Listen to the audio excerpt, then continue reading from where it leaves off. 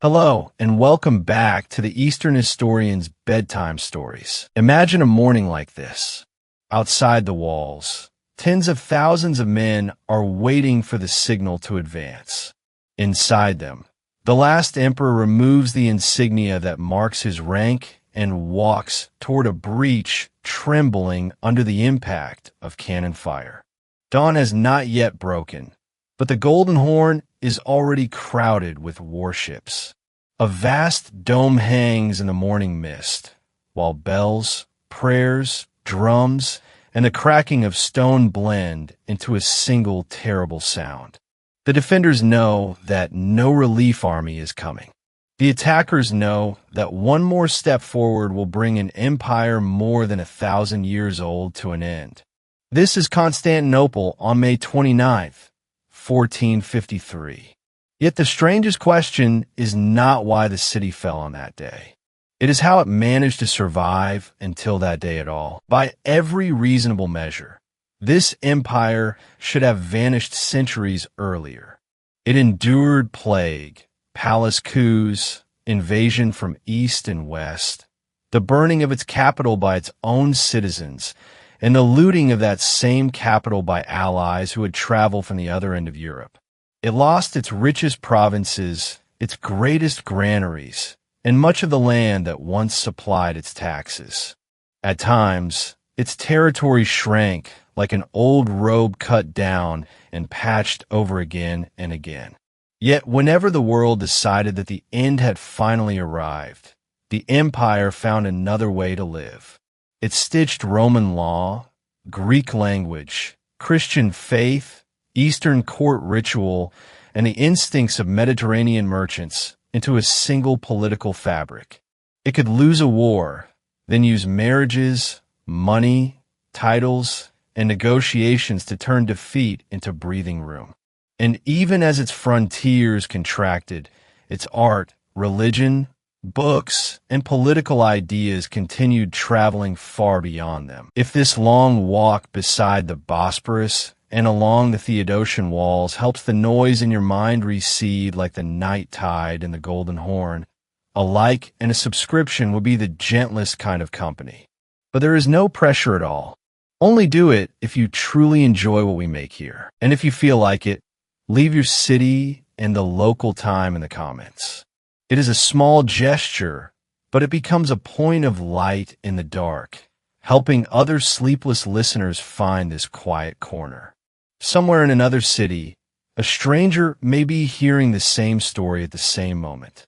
There is something deeply comforting in that distant sense of company. Now settle into whatever feels soft and comfortable. Lower the lights until the room is warm and dim. And slowly, let yourself sink into the long, solemn, and extraordinary history of Byzantium. The first curious fact is that the state we call the Byzantine Empire never called itself Byzantine. Its people called themselves Romans. Its emperor was the emperor of the Romans. In their eyes, their state was simply the Roman Empire. The word Byzantine came from Byzantium, the ancient city that had stood where Constantinople was later built. Modern scholars eventually adopted the name to distinguish ancient Rome from the medieval Roman Empire in the East. In other words, our story is not about a new country suddenly rising from Roman ruins.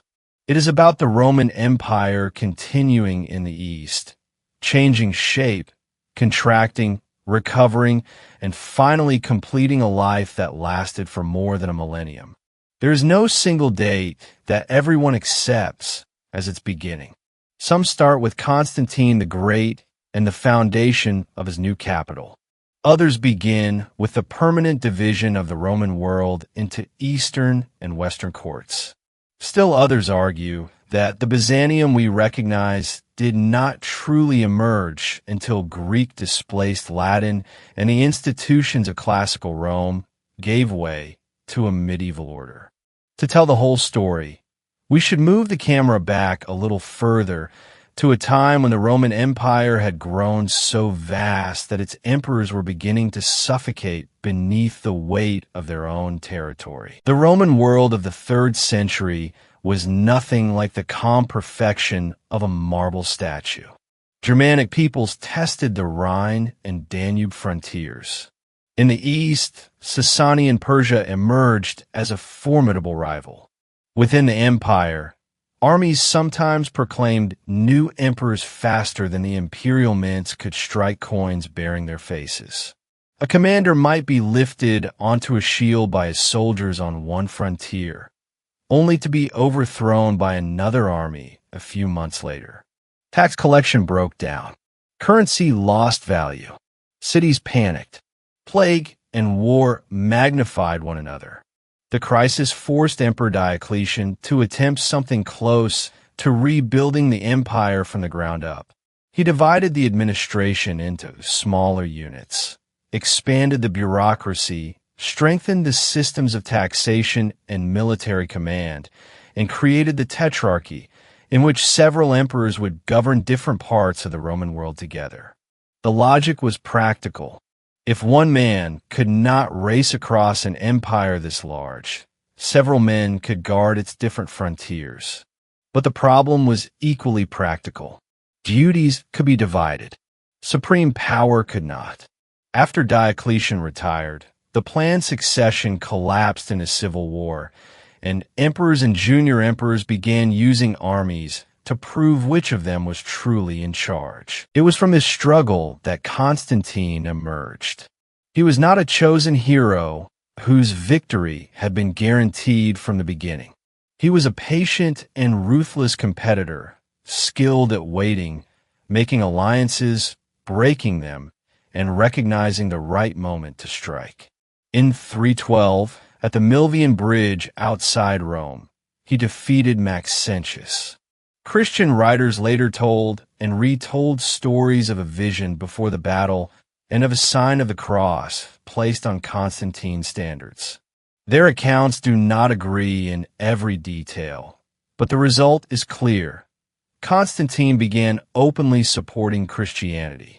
The following year, he and Licinius, the emperor in the East, issued a policy that allowed Christians to worship legally and recover property that had been confiscated from them.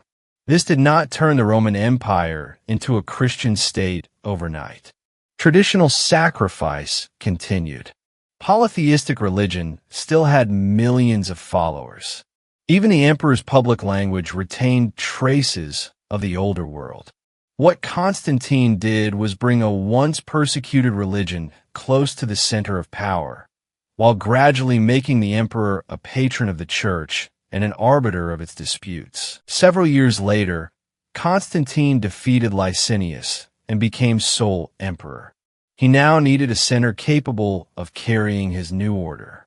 Rome possessed unmatched prestige, but it lay far from the dangerous Danube and eastern frontiers. Its senate, ancient aristocracy, and traditional ceremonies also carried the tremendous inertia of the past. Constantine turned instead to an old city on the Bosporus. Water surrounded it on 3 sides. To the north lay the Black Sea. To the south, the Aegean and the Mediterranean.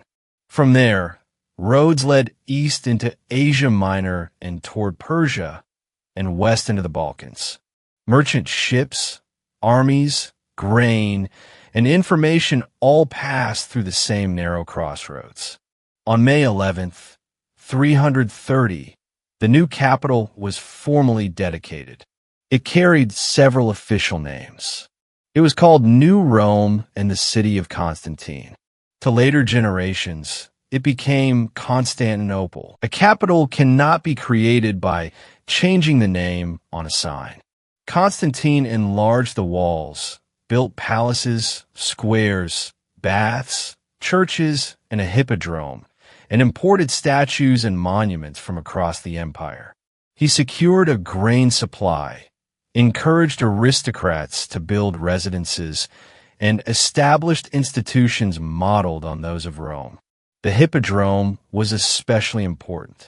It was not merely a place of entertainment. It was the great echo chamber of imperial politics. Tens of thousands of spectators filled its seats to cheer rival racing teams, and in the same breath shouted their anger about taxes, officials, religion, and the emperor himself. The emperor watched from his private box, apparently far above the crowd, but in reality, only the width of a racetrack separated him from public emotion. Many moments that would decide the empire's future began beside that strip of sand. The new capital's geographical advantages quickly became obvious. Grain, timber, and enslaved people arrived from the northern Black Sea. Grain also came from Egypt, luxury goods from Syria, and wine from the islands of the Aegean. The Bosporus was like the neck of a bottle held in the city's hand, and every ship passing through it represented potential revenue. The landward side was exposed, but it could be sealed behind layers of fortifications. The Theodosian walls, built later, combined a moat, an outer wall, a higher inner wall, and a dense line of towers into a terrifying defensive system.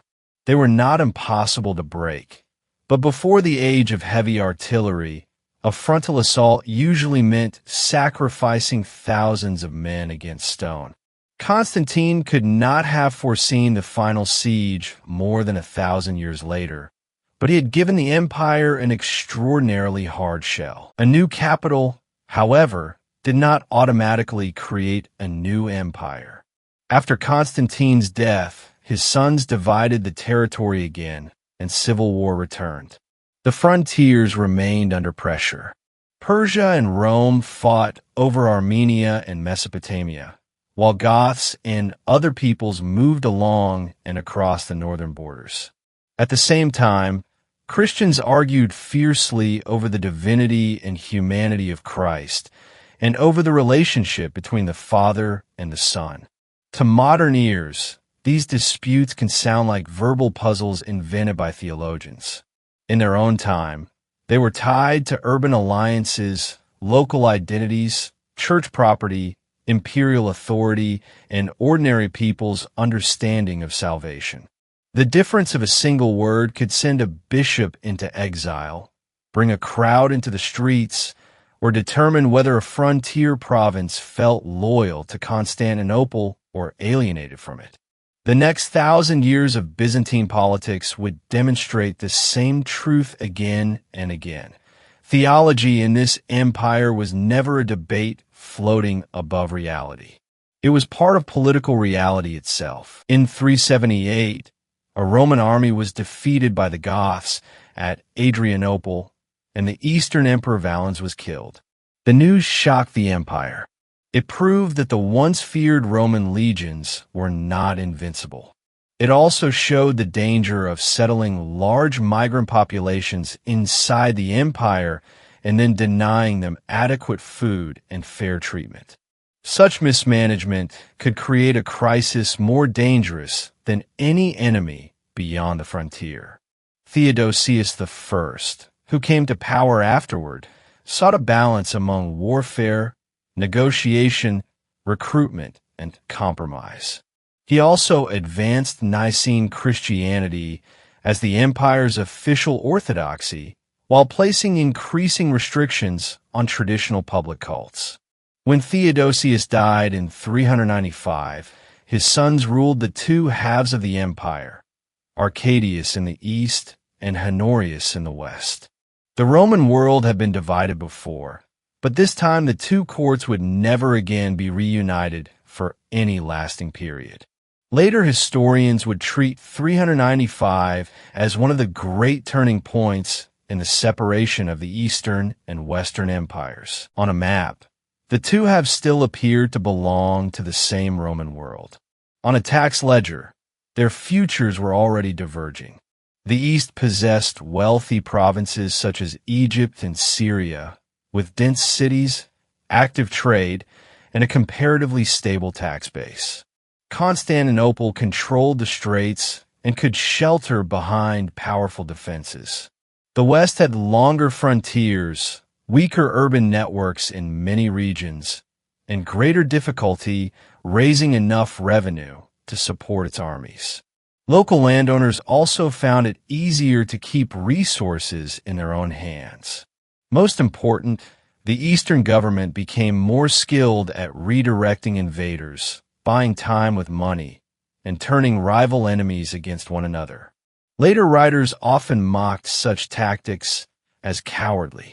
But when you have more enemies than armies, and every battle costs more than you can afford, allowing your enemies to exhaust one another can be wiser than drawing your own sword every time. Early in the 5th century, the Visigothic leader Alaric brought his forces close to Constantinople. Through negotiation and political maneuvering, however, the Eastern court gradually pushed the pressure westward. In 410, Rome was sacked, and the Mediterranean world seemed to hear a temple collapsing. The Vandals then entered North Africa. Visigoths established power in Gaul and Spain. Attila and the Huns swept through the Balkans and threatened both Roman courts. The East paid enormous tribute and suffered humiliating defeats of its own, but its revenues and walls held. In 476, the Western officer Odoacer deposed the boy Emperor Romulus Augustulus. That year is traditionally remembered as the end of the Western Roman Empire. Yet from Constantinople, the Roman Empire had not ended at all. The Western throne was simply vacant. The only legitimate Roman emperor still sat in the East. This is the first great reversal in the Byzantine story. The Eastern Empire did not see itself as a foreign successor picking up a torch after Rome had died.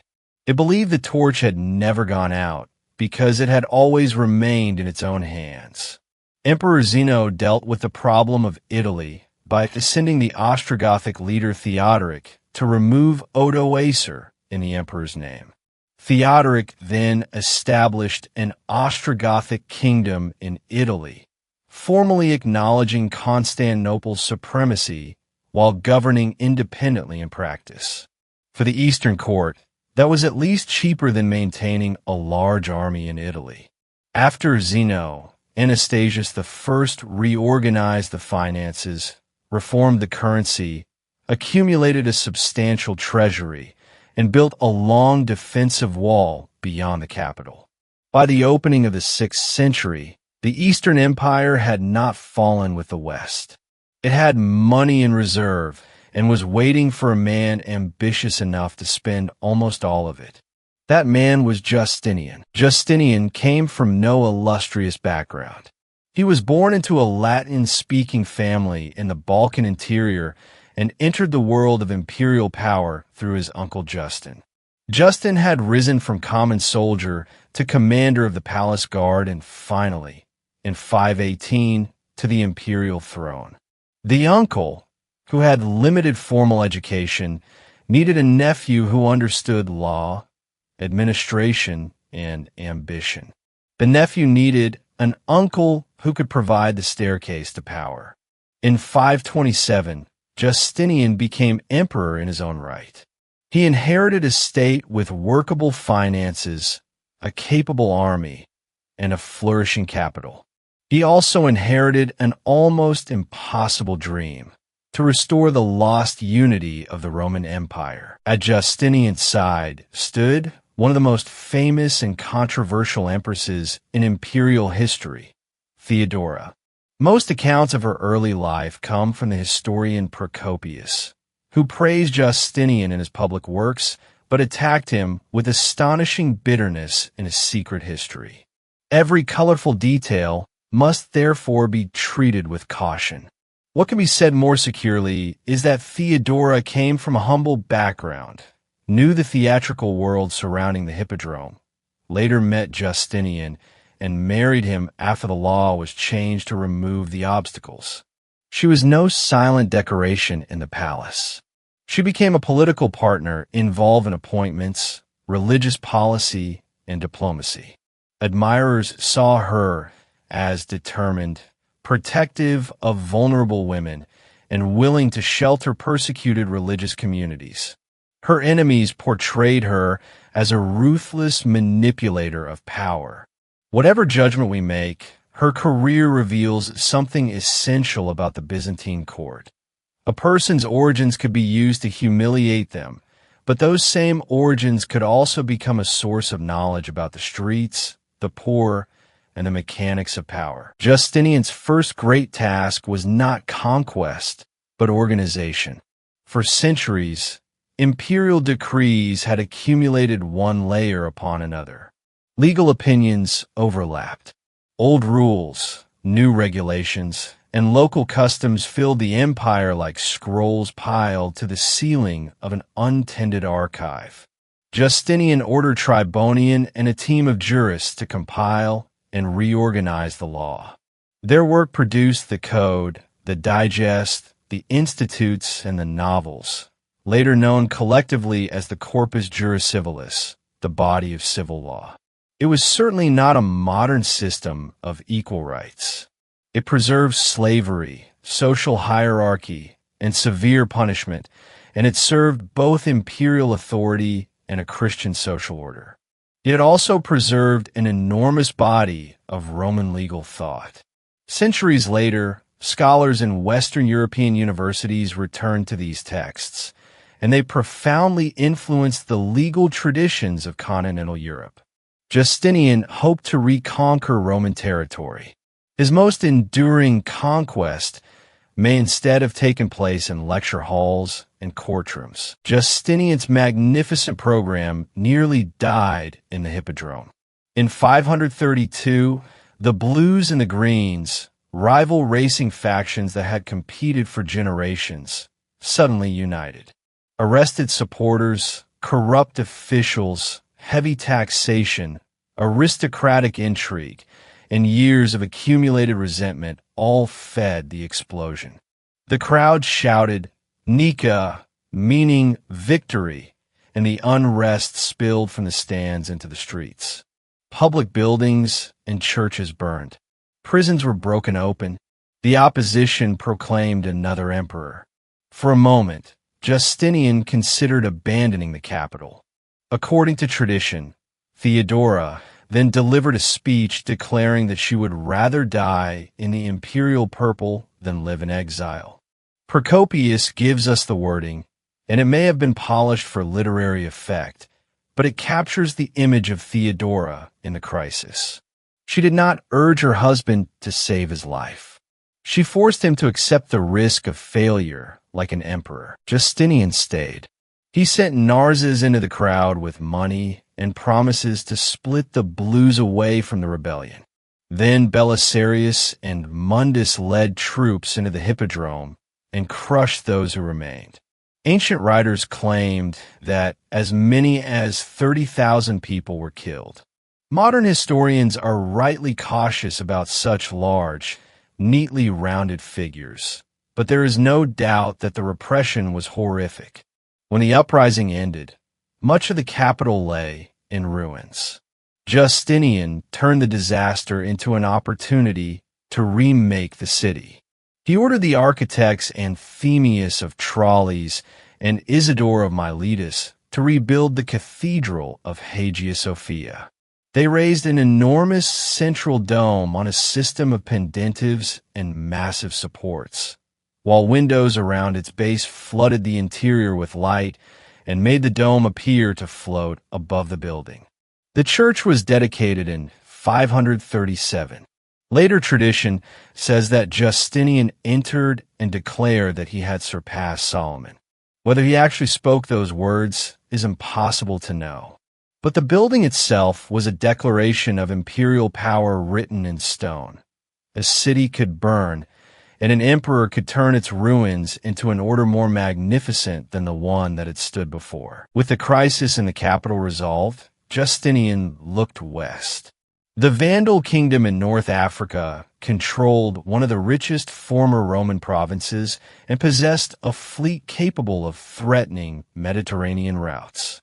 In 533, the young general Belisarius sailed with an expeditionary force that was not especially large. The Vandal kingdom happened to be divided by a succession dispute, and much of its military strength had been sent away to Sardinia. Belisarius seized the opportunity. He won at Ad Decimum and Tricamerum, and in less than a year the Vandal kingdom collapsed. North Africa returned to imperial rule. Justinian celebrated a triumph in Constantinople, displaying captured treasure and royal prisoners to announce that Rome's counterattack had begun. Italy proved much harder. Under Theodoric, the Ostrogothic kingdom had been relatively stable and had preserved much of the Roman administration and senatorial tradition. After his death, however, disputes over the succession gave Justinian his opening. In 535, Belisarius entered Italy through Sicily and captured Naples and Rome.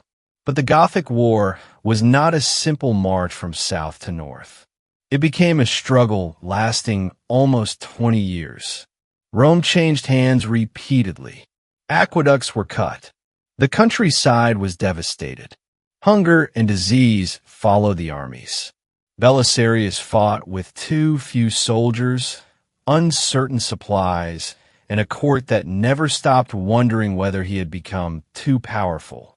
At one point, the Ostrogoths offered to recognize him as emperor in the West. He pretended to accept, entered Ravenna, and then claimed the city in Justinian's name. It was a brilliant deception, but it also made the emperor more suspicious. A general loved by his soldiers and invited by his enemies to take a crown will always disturb the sleep of the man already wearing one. After Belisarius was recalled, the Ostrogoths recovered under Totila, and the empire nearly lost everything it had gained.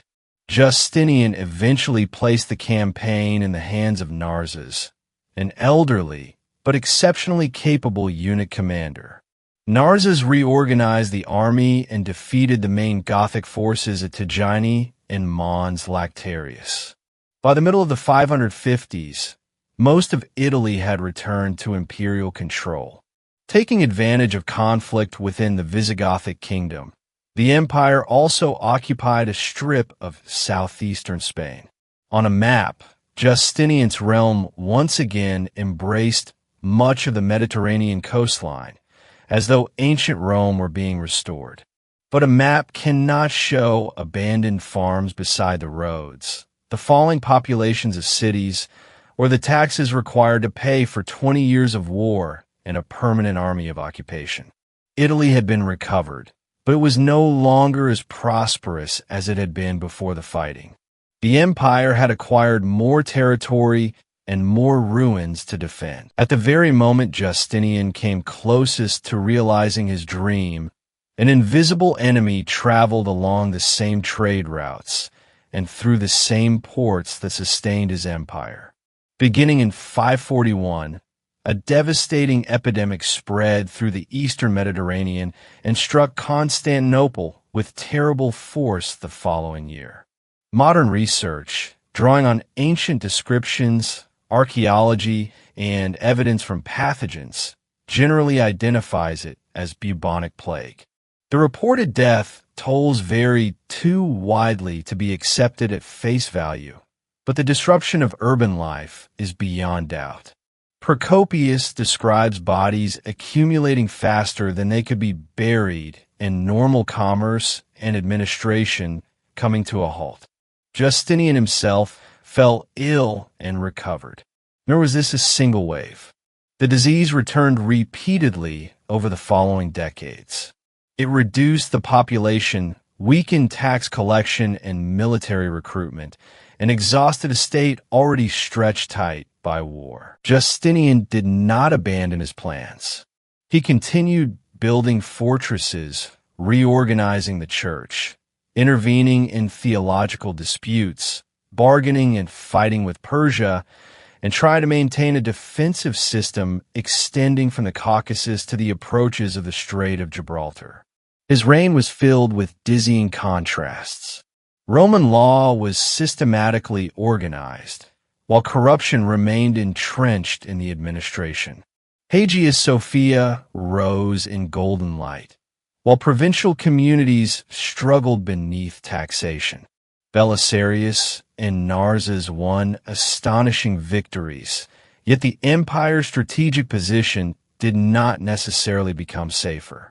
Justinian claimed to be restoring Rome, while the state he ruled was being forced to become less and less like classical Rome. Justinian died in 565. He left a broad empire, an emptying treasury, immense frontiers, and a stack of military bills that his successors still had to pay. Only 3 years later, the Lombards entered Italy. Imperial forces were exhausted and scattered, and large parts of the north were quickly lost. The empire retained Ravenna, Rome, sections of the south, and several coastal positions, but the Western Restoration had already begun to break apart. In the east, truces with Persia repeatedly failed. In the Balkans, Avars and Slavs moved ever deeper into imperial territory. Justinian was like a man who had bought back every lost room of an ancestral house, but had not left enough servants to repair the roof. His successors no longer had to decide how to restore the Roman Empire. They had to decide how to survive the cost of having tried. At the end of the 6th century, Emperor Maurice was capable, disciplined, and desperately unlucky. He improved the eastern military position and helped the Persian Prince Khosrow II regain his throne, receiving favorable frontier terms in return. He also tried to keep Roman troops north of the Danube through the winter in order to prevent Slavs and Avars from moving south. But the treasury was strained, and the order to winter in enemy territory triggered a mutiny. In 602, the officer Phocas was proclaimed emperor. Maurice and his family were executed. The coup did more than replace one ruler. It tore open the entire eastern frontier. Khosrow II launched a great war in the name of avenging Maurice. Persian armies advanced with startling speed. Syria, Palestine, and Egypt fell in succession. Jerusalem was captured and the relic of the true cross carried away. Persian forces reached the Asian shore opposite Constantinople. At the same time, Avars and Slavs pressed through the Balkans. The Roman Empire that had once encircled the Mediterranean now seemed caught between two hands, squeezing from east and west. Phocas lost support through fear, purges, and bloodshed. The family of the governor of North Africa rebelled, and his son Heraclius sailed for Constantinople with a fleet. In 610, Heraclius entered the capital and overthrew Phocas. The new emperor did not inherit a crown so much as a nearly completed account of national failure. The richest eastern provinces were being lost. The grain supply was threatened. Armies had suffered defeat after defeat, and the treasury was empty. Tradition says that Heraclius even considered moving the capital to Carthage, only to abandon the idea after opposition from the church and the people of Constantinople. Whatever stage that plan reached, it reveals how desperate the situation had become. Heraclius spent years rebuilding the finances and the army. He drew funds from the church, reduced expenditure, and secured a temporary settlement with the Avars. Then he adopted an extraordinarily bold strategy. Instead of waiting defensively in Asia Minor, he would lead armies deep behind the Persian front, striking the enemy's heartland and its network of allies. From 622 onward, he launched a series of campaigns through the Caucasus and Mesopotamia. In 626, Persian forces reached the Asian shore of Constantinople, while Avar and Slav armies attacked from the European side. The two forces could not coordinate effectively across the strait. The imperial navy controlled the water, while soldiers and civilians defended the city with fierce determination. The siege failed. Once again, Constantinople proved that geography and naval power mattered as much as its walls. The following year, Heraclius defeated the Persians near Nineveh and continued threatening their interior. A coup at the Persian court overthrew Khosrow II. The new government asked for peace and returned the occupied territories and sacred relics. Around 629 or 630, Heraclius carried the true cross back to Jerusalem as a conqueror. For an emperor who had once stood on the edge of total collapse, it was a reversal that seemed almost mythical. Yet history can be most cruel when it allows a man to finish an epic, then immediately tells him that his victory belonged to an age that has already ended. Decades of total war had exhausted both Rome and Persia. In Arabia, a new religious and political community had formed and was expanding north with remarkable speed. In 636, Byzantine and Arab armies met near the river Yarmouk. Terrain, failures of coordination, morale, and the exhaustion left by the long Persian War all played a role. The empire suffered a decisive defeat. Syria soon became impossible to recover. Jerusalem surrendered. Egypt was invaded, and Alexandria fell in the early 640s. The Nile Valley, which had supplied Constantinople with grain and taxes, was lost. Antioch, Jerusalem, and Alexandria, ancient centers of religion and culture, were no longer governed by the emperor. The eastern provinces Heraclius had recovered disappeared almost at once, and this time they would never return in full. It is tempting to explain a transformation of this scale through one battle or the mistakes of one emperor, but the real process was far more complicated. The long Roman-Persian War had damaged cities, emptied treasuries, and destabilized local society. Communities in the eastern provinces did not all experience imperial taxation and religious policy in the same way. Some Christian groups had long rejected the doctrines supported in Constantinople, and deep tensions divided the capital from the provinces. The new conquerors moved rapidly, but they did not immediately replace every existing administration or overturn daily life in every city. In many places, political allegiance and tax obligations changed first, while language, religion, and social structures evolved over a much longer period. For Byzantium, the result was still catastrophic. Population, wealth, food supply, and strategic depth all contracted at once. Never again could an emperor treat the entire Mediterranean as though it were a Roman lake. Heraclius also failed in his late attempt at religious reconciliation. Hoping to reunite divided Christian communities, he supported formulas such as the doctrine that Christ possessed a single will. But compromise often convinced both sides that their beliefs had been betrayed. Byzantine history repeatedly returned to the same paradox. The more an emperor tried to strengthen the state through doctrinal unity, the more provinces with distinct traditions could feel that Constantinople was forcing them into submission. Yet if the emperor refused to intervene, he could be accused of failing in his duty to defend the true faith. The relationship between church and imperial power was therefore intimate and tense at the same time. Emperors could summon councils, exile bishops, and support particular doctrines.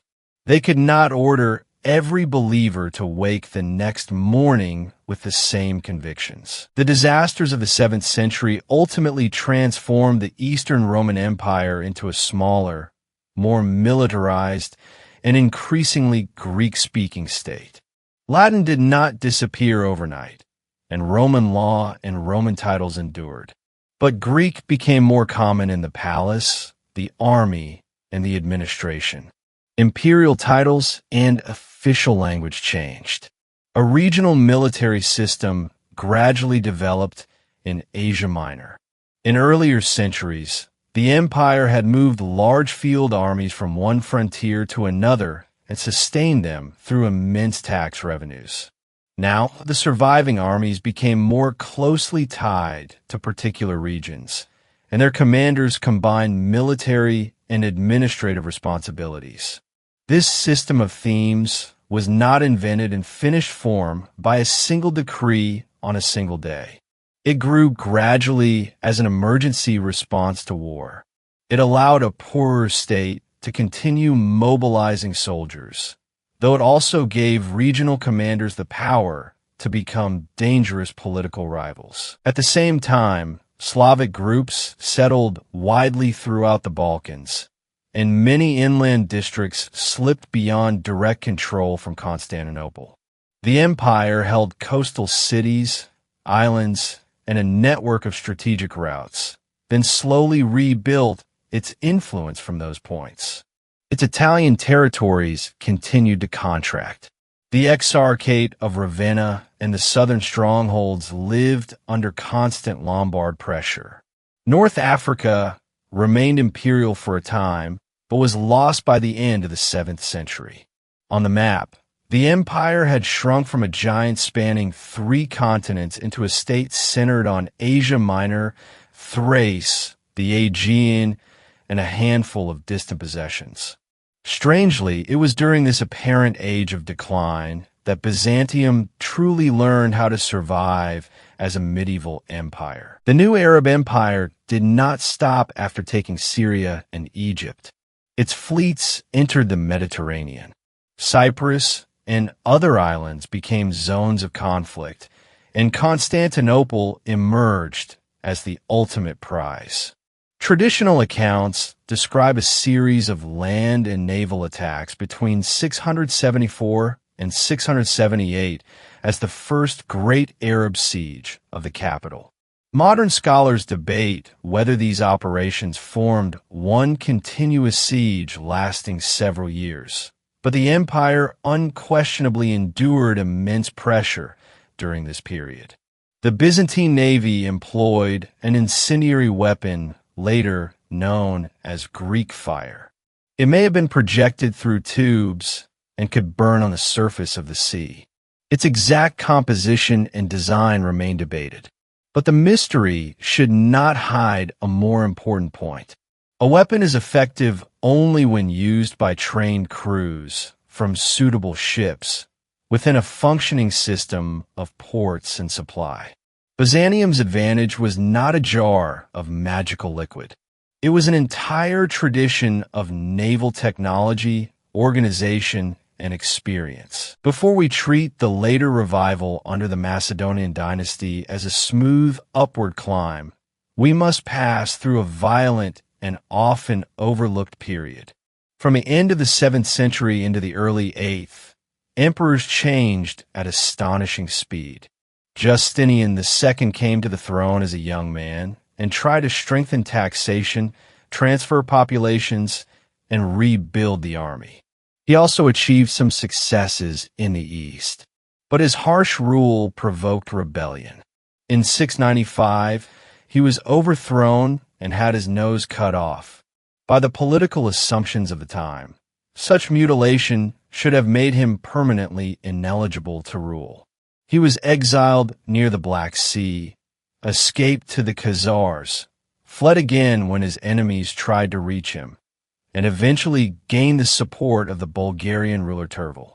In 705, Justinian returned to Constantinople with an army and, according to later stories, entered through an old water conduit before retaking the throne. A mutilated and exiled emperor had returned to the purple. It was a dark parable written by Byzantine politics itself. Legitimacy could lose its nose without bleeding to death. Once restored, Justinian II took revenge. Fear and purges eventually produced another rebellion. In 711, he was overthrown and killed, bringing the Heraclian dynasty to an end. Over the next several years, emperors rose and fell while armies and provincial factions promoted their own candidates. At the same moment, a vast Arab force prepared to attack Constantinople, as though every possible mistake had gathered in one place. Leo III came to power in this crisis. He came from the empire's eastern frontier and understood war and provincial politics. The siege that began in 717 would test more than the walls. It would test whether a newly enthroned emperor could make rival forces obey him. The successful defense gave his dynasty legitimacy and bought the empire time to reorganize. The Bulgarians played an especially important role in this age. Late in the 7th century, they established a state south of the Danube and forced Byzantium to recognize it and pay tribute. Relations between the two powers included war, trade, dynastic marriage, and temporary alliances. Turval helped Justinian II regain his throne and may later have attacked the Arab besiegers from the rear during the siege of 717 and 718. Byzantine writers were accustomed to calling their northern neighbors barbarians, but the empire repeatedly had to acknowledge that these states followed strategies of their own and would not remain anyone's permanent tool. For centuries, Bulgaria would be one of Byzantium's most dangerous rivals and, at the same time, one of a neighbor's most deeply influenced by Byzantine religion, writing, and court culture. War and cultural transmission were not opposites. Often, prolonged competition made each side study the other more closely. The empire's territory in the 8th century was limited, but it was not isolated. Trade routes still crossed the Aegean and Black Seas. Southern Italy, Sicily, and the Adriatic coast remained connected to Constantinople. Rome and central Italy, however, were gradually slipping away from the emperor's control. Lombard pressure made the popes increasingly dependent on the Franks. In 751, Ravenna fell, and Byzantium lost its principal administrative center in northern Italy. The alliance between the papacy and the Franks would eventually provide the political foundation for Charlemagne's coronation. Byzantium was losing more than a collection of Italian cities. It was losing the ability to participate directly in the making of the Western political order. The most dangerous siege came in 717 and 718. Leo III had only recently taken the throne when a vast Arab land army advanced through Asia Minor and a fleet moved to seal the city from the sea. The Theodosian walls held. Byzantine ships used incendiary weapons against the enemy fleet, while Bulgarian forces struck the besiegers from the rear. An exceptionally severe winter, shortages of food, and disease further weakened the attacking army. Eventually, the siege was lifted. Had Constantinople fallen then, the history of the Eastern Mediterranean and Southeastern Europe would have been entirely different. It survived not because of one simple civilizational destiny, but because walls, ships, granaries, weather, diplomacy, and the enemy's logistical failures all worked together at the same moment. The secret of Byzantine survival was often hidden in combinations like this: unromantic, complicated, and effective. Leo III and his successors also faced an internal storm that lasted, with interruptions, for more than a century. The controversy over religious images. Christians had long used images of Christ, the Virgin Mary, and the saints. Worshippers lit lamps before them, kissed them, and prayed in their presence. Opponents feared that these practices had crossed into idolatry, and they pointed to scriptural prohibitions against graven images. Defenders argued that because Christ had truly become human, the sacred could be shown in visible form. Honor offered to an image was not directed toward wood and paint, they said, but toward the person represented. Military defeat, natural disaster, imperial control, monastic wealth, and the religious traditions of different regions may all have shaped the dispute. It cannot be reduced to the idea that one emperor suddenly decided he disliked art. Beginning in the 720s and 730s, emperors supported restrictions on, and in some cases the destruction of, sacred images. Monks, theologians, and local communities that opposed the policy came under pressure.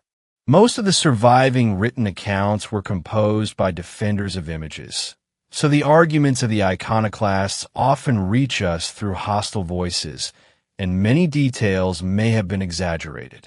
In 787, a council at Nicaea, held under Empress Irene, restored the veneration of icons. The dispute returned in the early 9th century. Only in 843 did the regent Theodora permanently restore images, an event later celebrated in the Orthodox tradition as the triumph of orthodoxy. Human figures returned to church walls. Golden mosaics once again spread across domes and apses. Yet the controversy left behind far more than a style of art. It redrew the boundaries of imperial intervention in doctrine and shaped Byzantine understandings of images, ritual, and sacred space. The icon controversy also altered the relationship between the empire and the Church of Rome.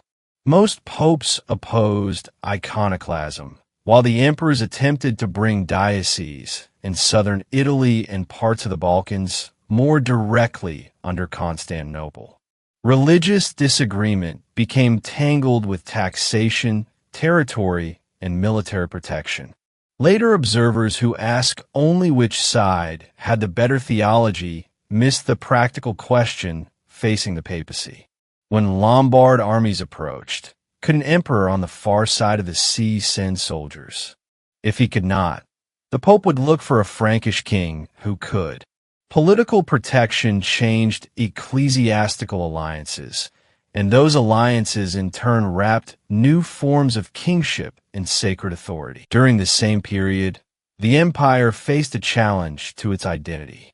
On Christmas Day in the year 800, Pope Leo III crowned the Frankish king Charlemagne as Emperor of the Romans. To Constantinople, it was almost as though someone had inherited your name while you were still alive. The Western argument held that because the Eastern throne was occupied by Irene, a woman, the Roman imperial office could be considered vacant. The Eastern response was that controversy over an emperor's sex did not alter the fact that the legitimate Roman sovereign ruled in Constantinople. War and negotiation eventually produced a limited compromise over titles, but they did not answer the deeper question of who represented Rome. From that point onward, the Christian Mediterranean contained two imperial centers, both drawing on Roman tradition and both competing with the other. In 811, Emperor Nicephorus I led an army deep into Bulgaria and captured the capital at Pliska. During the retreat, however, the Bulgarian Khan Krum surrounded and destroyed the imperial force. Nicephorus was killed. Later accounts say that Krum turned the emperor's skull into a drinking cup. The detail may belong partly to the propaganda of victory, but no embellishment is needed to understand the shock of a Byzantine emperor dying in battle. A few years later, Krum threatened Constantinople and then died unexpectedly. Once again, the empire escaped a crisis through the sudden death of an enemy. Fortune of this kind cannot be written into a field manual, yet it appears with surprising frequency in Byzantine history. The Amorian dynasty governed during war and the second period of iconoclasm in the early 9th century. In 838, an Arab army captured Amorium, the dynasty's home city and a major military center. Its fall carried enormous symbolic weight. Senior officers taken prisoner were later executed after refusing to convert, and Byzantine tradition remembered them as martyrs. The defeat intensified the argument over images. Why had God allowed the empire to be punished? Was it because people venerated icons, or because emperors destroyed them? Both sides could interpret disaster as evidence for their own position.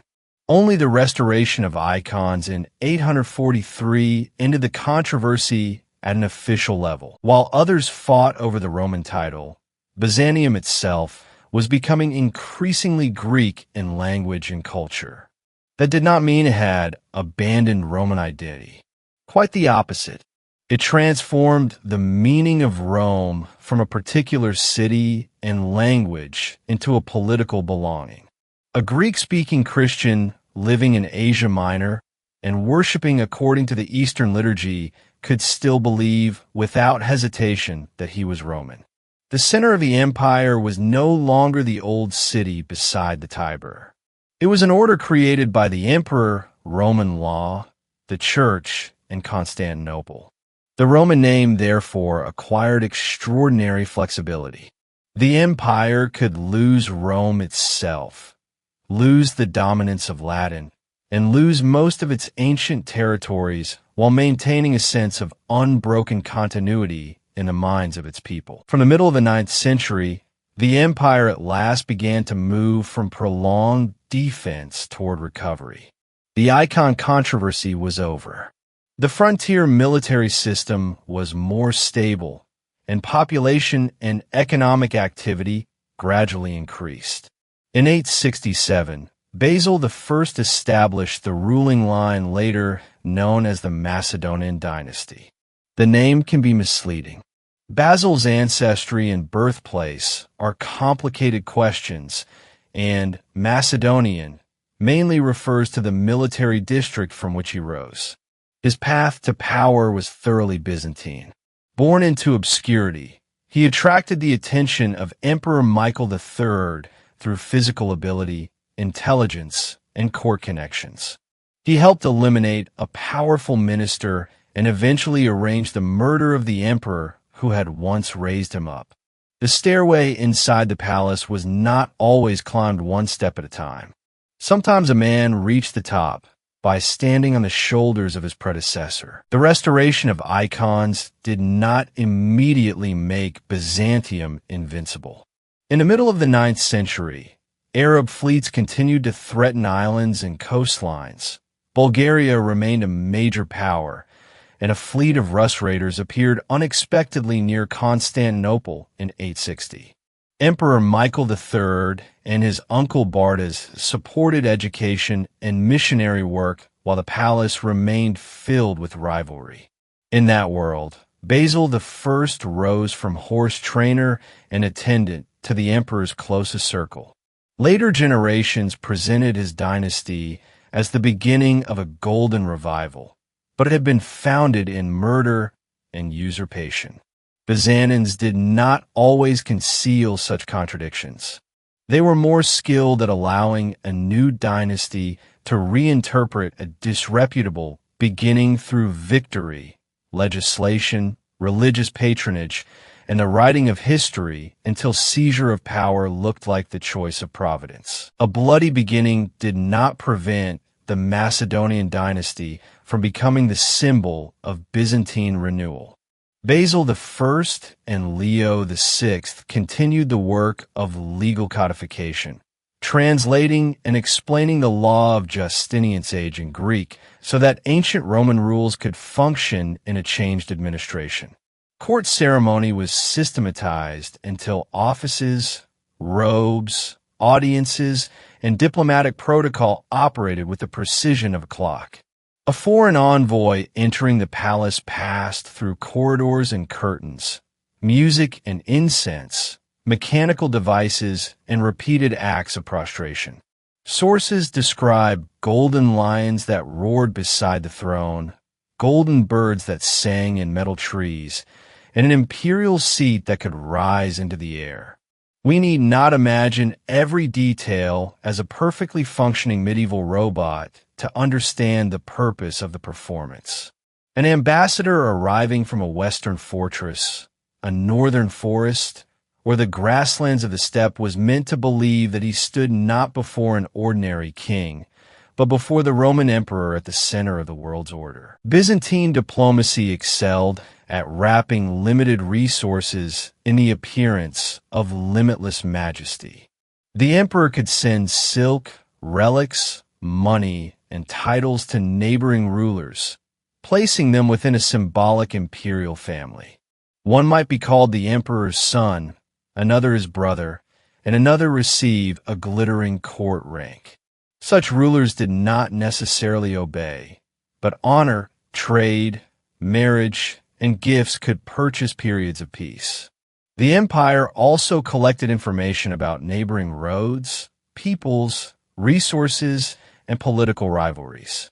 The manuals written or commissioned under Constantine the Seventh read partly like instructions for an heir and partly like a medieval intelligence handbook. They explained how to receive foreign envoys, how to exploit tensions between the Pecheneg and the Rus, which mountain passes were usable, and which promises should never be trusted. The revival of the 9th and 10th centuries did not take place only inside the palace. Monasteries copied ancient works. Scholars compiled dictionaries and organized historical and theological texts. Artists renewed the techniques of mosaic, ivory carving, metalwork, and manuscript illumination. The so-called Macedonian Renaissance was not a mass cultural movement in the modern sense. It was an elite recovery and reorganization of classical tradition, sponsored by the court and the church. Many works of ancient Greek literature survived because Byzantine scribes copied them again and again onto parchment. Those scribes could not know who would read the text centuries later. They simply sat beneath lamplight, corrected errors, sharpened their quills, and unintentionally preserved a library for the future. The empire also carried religion and writing northward. In the 9th century, the missionaries Constantine, later known as Cyril, and Methodius traveled among Slavic peoples. They developed an alphabet suited to local speech and translated Christian texts. The Cyrillic alphabet that later emerged was not identical to the script they first used, but it continued the consequences of that extraordinary linguistic project. Bulgaria accepted Christianity after war and negotiation with Byzantium. At the end of the 10th century, Prince Vladimir of the Rus was baptized and married into the imperial family. The chronicle stories in which he compares religions and is overwhelmed by the worship of Hagia Sophia contain literary embellishment. But Constantinople's religious, artistic, and political models undeniably shaped Eastern Europe. Byzantium did not have to rule these states in order to influence how they built churches, wrote laws, painted icons, and imagined royal authority. Renewal also meant counterattack. From the late 9th century through the 10th, the empire gradually recovered eastern fortresses and Mediterranean islands. Arab powers became politically divided, while Byzantium strengthened central elite forces alongside the regional armies of the Themes. In 961, Nikephoros Phocas recaptured Crete, which had long served as a base for maritime raiding. Imperial armies then advanced into northern Syria, and in 969 Antioch returned to Byzantine control. Nikephoros II rose from celebrated commander to emperor. Personally austere and devoted to war, he lost support through taxation and palace conflict and was eventually murdered in his bedroom by conspirators. His successor, John Tzimiskes, continued the eastern campaigns and advanced deep into Syria and toward Palestine. Byzantine armies were again appearing in lands lost centuries before, but the purpose was no longer to recreate Justinian's entire Mediterranean empire. It was to establish a stronger frontier and a network of dependent states. The expansion of the 10th century also depended on generations of military families from the frontier. The Phocas, Skleros, and Molinos clans possessed land, followers, and military prestige in Asia Minor. The central government needed them to win wars and feared that their private power would allow them to begin civil wars. The ascent of Nicephorus II and John I from army command to the throne showed how directly a successful frontier general could reach the crown. Basil II's later defeat of the rebellions led by Bardas Skleros and Bardas Phocas showed that an emperor had to subdue these families before he could truly govern. Byzantine recovery was not the product of perfect cooperation between palace and army. It grew from mutual dependence, rivalry, and constant testing of limits. The reconquest of Crete meant far more than the return of a single island. Crete had long been a major base for raids.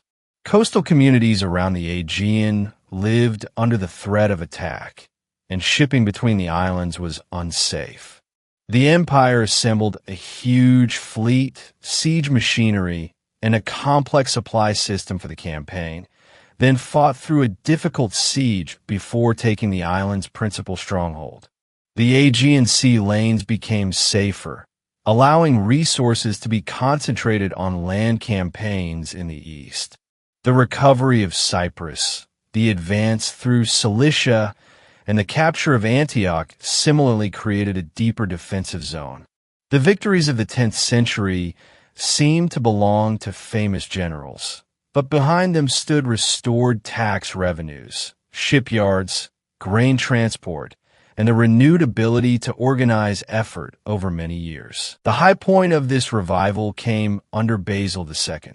He became senior emperor in 976 while still young, and real power initially rested with commanding generals and palace officials. Two military aristocrats from Asia Minor rebelled in succession and came close to taking his throne. Basil appealed for help to Prince Vladimir of the Rus, offering an imperial marriage and religious agreement in exchange for elite warriors. These northern soldiers became the nucleus of the famous Varangian Guard. Once the rebellions were defeated, Basil remained deeply suspicious of great landowners. He attempted to protect the smaller landholders who supplied the state with taxes and soldiers. He was no democratic champion, and his policies were limited in practice. But he understood that if provincial magnates absorbed the land and escaped taxation, the emperor would eventually inherit beautiful estates and empty military registers. Basil II's longest war was fought against Bulgaria. Tsar Samuel had built a powerful state controlling much of the Balkans. The conflict lasted for years, and Byzantine forces did not move from victory to victory without interruption. Basil himself suffered a serious defeat early in his reign. He answered with almost stubborn patience, taking fortresses one by one, controlling mountain passes, and cutting his enemy away from supplies and allies. After the Battle of Clydian in 1014, Bulgarian resistance suffered a devastating blow. In 1018, the First Bulgarian Empire was absorbed into Byzantine rule. Later generations gave Basil the title the Bulgar Slayer, and told stories of his blinding enormous numbers of prisoners. The figures and details come from later sources and should be treated cautiously. The severity of his Bulgarian campaigns and the completeness of his eventual victory, however, are not in doubt. That victory was not purely a battlefield achievement. After the conquest, Basil preserved parts of the local tax system and church administration in order to reduce resistance. The Archbishopric of Ohrid retained a measure of status, and taxes in some areas continued to be paid in kind. Pragmatic government, after ruthless conquest, helped the empire hold the Balkans for a time. At its most sophisticated, Byzantine expansion did not mean driving every defeated enemy away. It meant allowing local elites, churches, and customs to continue functioning within the emperor's political framework. Basil II died in 1025. At that moment, the empire extended from southern Italy to the Caucasus and northern Syria. The Balkans had returned to imperial rule. The treasury was full, and the army commanded respect. Looking backward from that year, Byzantium appeared to have proved that it could be reborn forever. Yet the most dangerous moment sometimes comes not after defeat, but after victory. A powerful ruler who had governed for decades left no experienced heir. Civilian and military aristocrats competed for influence, and emperors changed rapidly. The structure of the frontier armies weakened, while the government grew accustomed to solving problems with subsidies and temporary troops. Basil left behind a house that appeared solid, but later occupants were already beginning to pull out its supporting beams and burn them as firewood. The strength of 1025, therefore, contained a dangerous illusion. The frontiers looked secure, but the true balance of the state had depended heavily on Basil himself. He had never married and had no children. His brother Constantine the Great was elderly and had little experience of serious government. The imperial succession then passed through the blood and marriages of the princesses Zoe and Theodora. The palace entered an age of weddings, adoptions, coups, and short-lived emperors. It was not an age without ability. Law and culture continued to develop, but long-term strategy became difficult to sustain. The empire had converted victory into glory without converting it into a reliable succession. That failure planted one of the quietest and most dangerous seeds of the 11th century crisis. During the first half of that century, Constantinople remained brilliant and prosperous. Merchants came from Italian cities, the river routes of the Rus, the Caucasus, and the East. The gold numisma retained its reputation. Palace ceremonies continued, and scholars returned to philosophy and law. The empire did not tumble from a peak into an abyss overnight. It slowly lost the ability to command its frontiers while the capital still looked wealthy. Several emperors relied increasingly on palace officials and mercenaries. They used the military families of Asia Minor while also fearing them. The consolidation of estates, changes in tax collection, and the weakening of local military obligations damaged traditional recruitment. At the same time, new enemies appeared from several directions. Zoe was a princess born in the purple, yet her father did not arrange her marriage until she was middle-aged. She ruled in succession alongside Romanos III, Michael IV, and Constantine the Ninth. Court romances, adoptions, and factional struggles gave later historians material for endless drama. Romanos died in his bath, and whether he was murdered remains uncertain. Michael IV came from a modest background but controlled the government with the help of his brother John and personally led an army to suppress a Bulgarian revolt. Constantine the Ninth patronized literature and scholarship while confronting pressure from the Pecheneg, Seljuks, and Normans. For a time, Zoe and her sister Theodora ruled together, and coins showed the two imperial women side by side. These events can resemble a palace soap opera. Beneath them lay a serious constitutional reality. When legitimate dynastic blood had become scarce, every political faction needed the two princesses to stamp its claim with authority. The great historian of this period, Michael Sellos, was both an intellectual and a political participant. He described the personalities of emperors, conversations inside the palace, and the ways he himself influenced events. His writing is clever and vivid, but it cannot be treated as the neutral recording of a camera. When he praised a ruler, he might have been seeking protection. When he criticized one, he might have been defending his own behavior. Through him, We see Byzantine elites using classical references with extraordinary ease, comparing living men to ancient heroes and tyrants. We also see a civil official who believed that rhetoric, philosophy, and education could improve the government of an empire. The 11th century crisis was not caused by an absence of culture. Constantinople was intellectually alive. The problem was that intellectual vitality did not automatically produce salaries for frontier soldiers. In 1042, Constantine the Great supported the renewal of higher education in the capital, strengthening the study of philosophy and law. Yet during the same period, Norman power grew in southern Italy.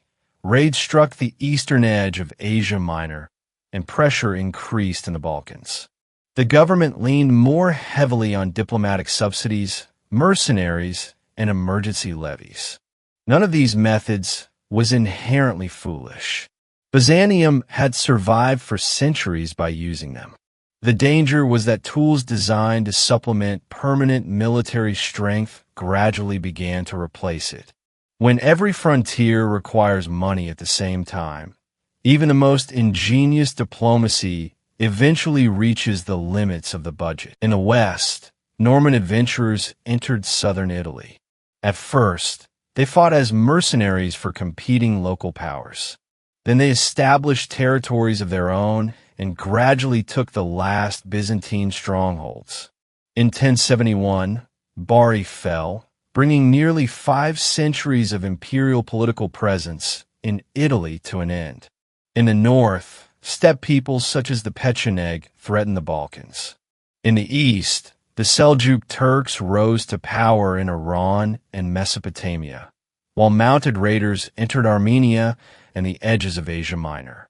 The empire needed a ruler capable of reorganizing the state and managing 3 fronts at once.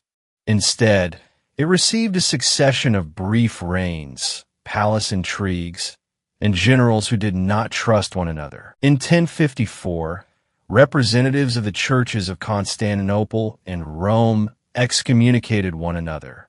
The date is often used to mark the Great Schism between Eastern and Western Christianity. But the separation did not occur like a divorce completed in a single afternoon. Differences of language, ritual, ecclesiastical authority, and political interest had accumulated for centuries. Even the excommunications of 1054 were not necessarily understood by everyone at the time as an irreversible rupture. What made the division increasingly difficult to repair were the wars, prejudices, rivalries, and memories of the following centuries. Above all, the catastrophe of 1204. Treating 1054 as a clean line is convenient for memory, but it hides the gradual nature of the process. In 1068, the soldier Emperor Romanos IV tried to reverse the decline in the East. He assembled a large force made up of troops from several themes, foreign mercenaries, and private contingents belonging to aristocrats, then marched toward Armenia. In August 1071, his army met the forces of the Seljuk Sultan Alp Arslan near Manzikert.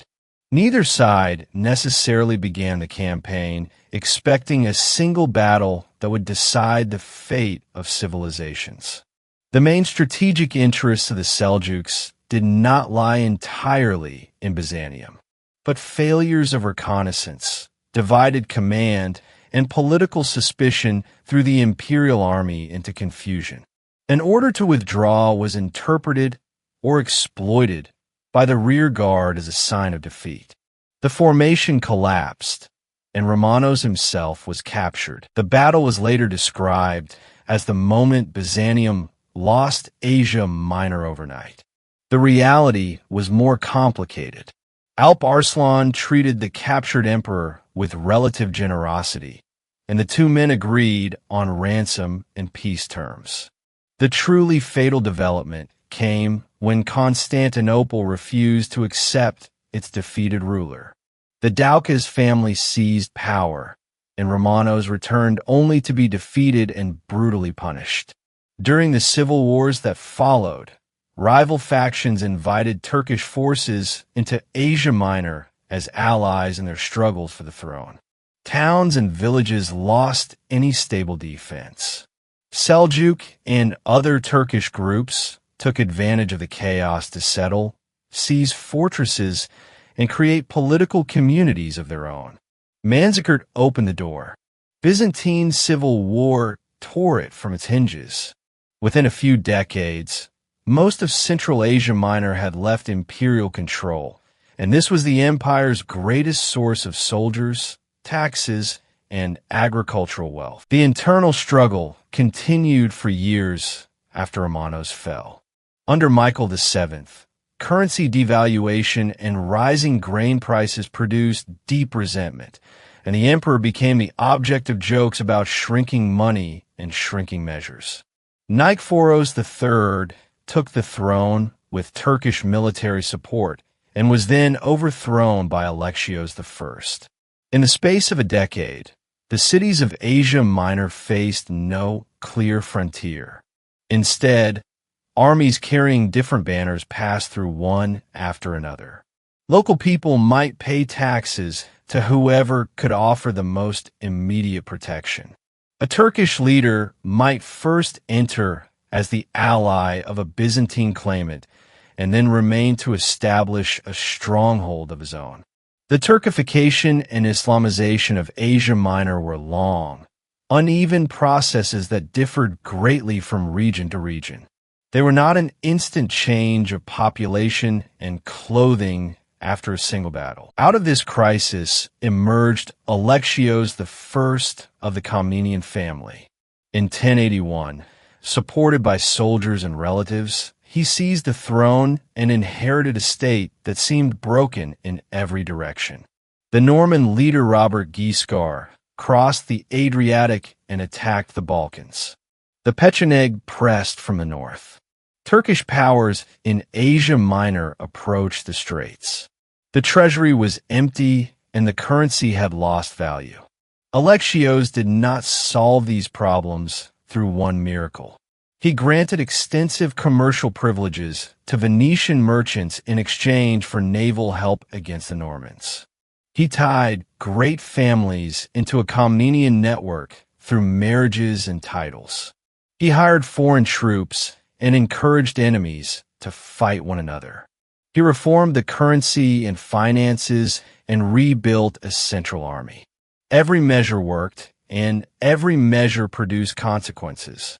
The privileges granted to Venice helped save the empire's maritime position in the short term, but over time they allowed Italian merchants to dominate a growing share of trade in Constantinople. At the beginning of his reign, Alexios even used church property to finance the war, provoking controversy.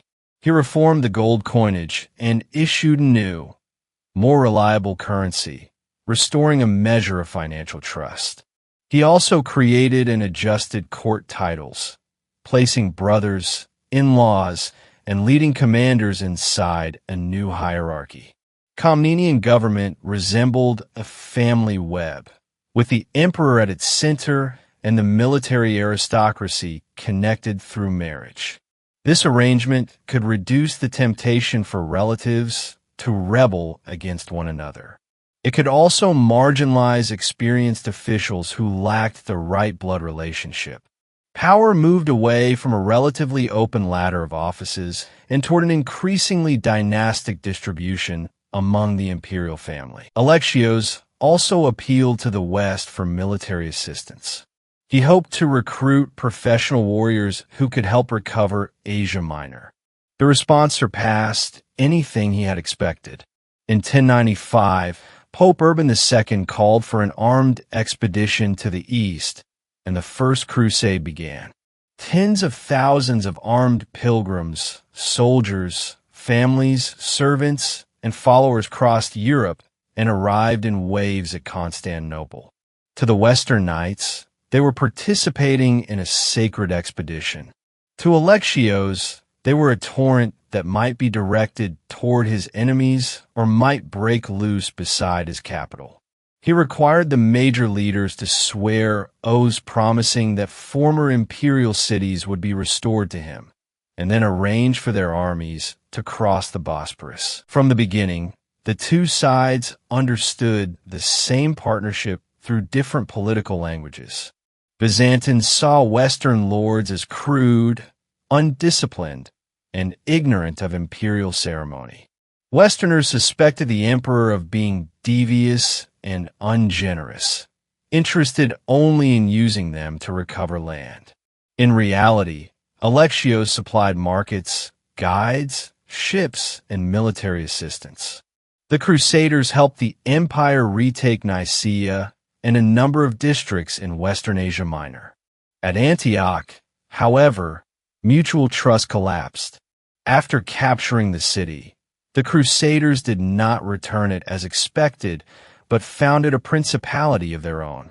They accused the emperor of failing to rescue them. Byzantium accused them of breaking their oaths. The First Crusade eventually captured Jerusalem, while Alexios used the opportunity to restore much of the western coast of Asia Minor. Both sides gained something.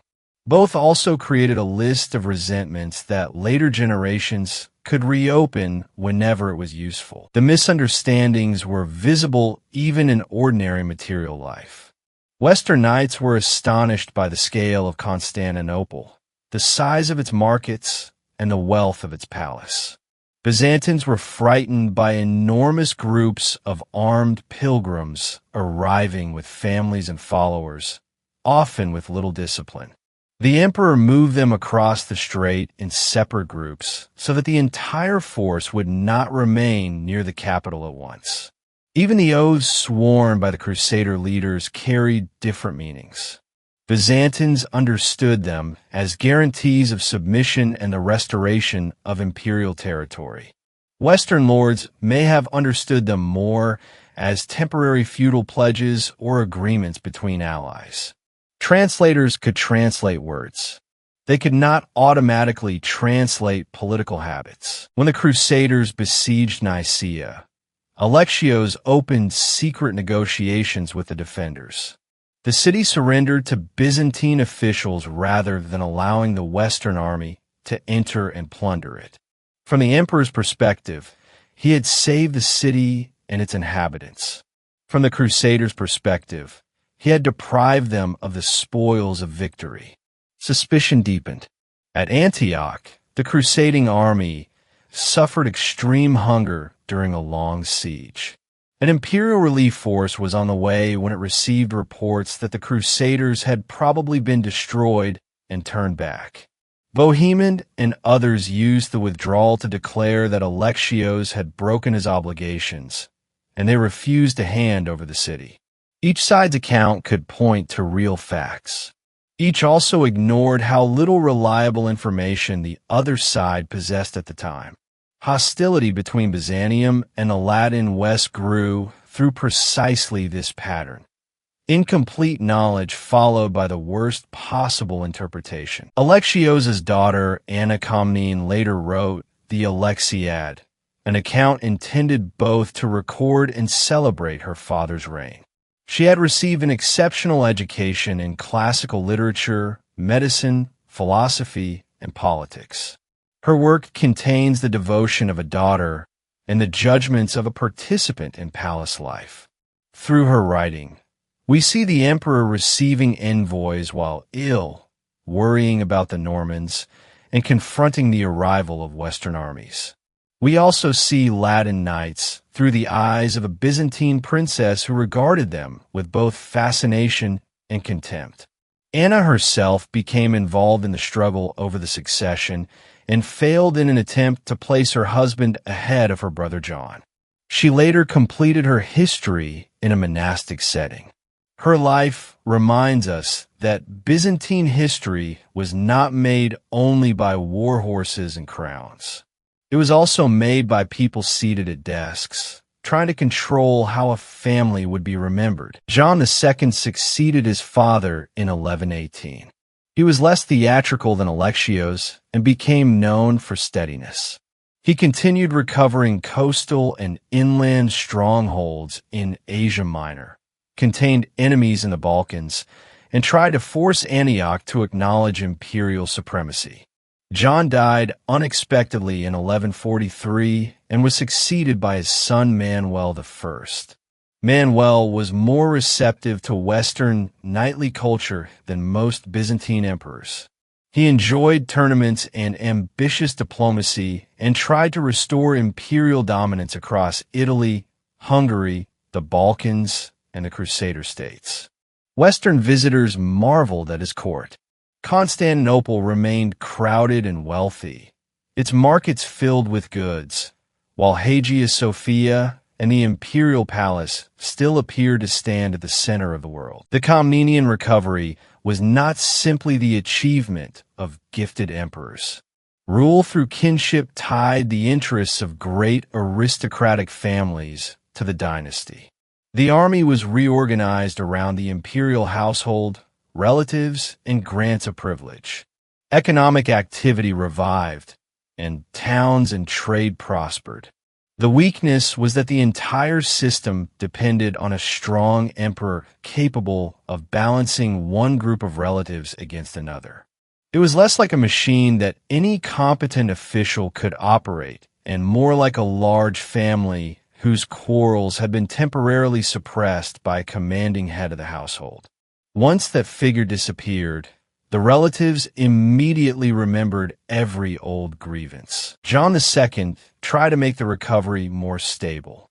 He avoided extravagant display, spent much of his reign with the army, and methodically captured fortresses in Asia Minor. Manuel I was different. He behaved like an imperial celebrity, moving across both the Eastern and Western worlds. He married Western princesses, took part in knightly contests, received the armies of the Second Crusade, and interfered in Hungarian succession and Italian politics. At one point, he broke with Venice, ordering the arrest of Venetian merchants throughout the empire and the seizure of their property. Relations were later repaired and broken again. Italian merchants brought taxes, ships, and goods to the capital, but they also formed privileged communities. Ordinary citizens watched foreigners grow rich, enjoy exemptions, and rely on the protection of their own fleets. Resentment accumulated and helped prepare the violence of 1182. Manuel's strategy also became increasingly expensive. He repeatedly allied and fought with Norman Sicily, Venice, Hungary, the Seljuks, and the Crusader states. In 1176, a Byzantine army was ambushed by Seljuk forces near Myriokephalon and lost men and siege equipment. This was not a second Manzikert. The empire remained capable of fighting afterward, but the defeat showed that the interior of Asia Minor would be extremely difficult to recover completely.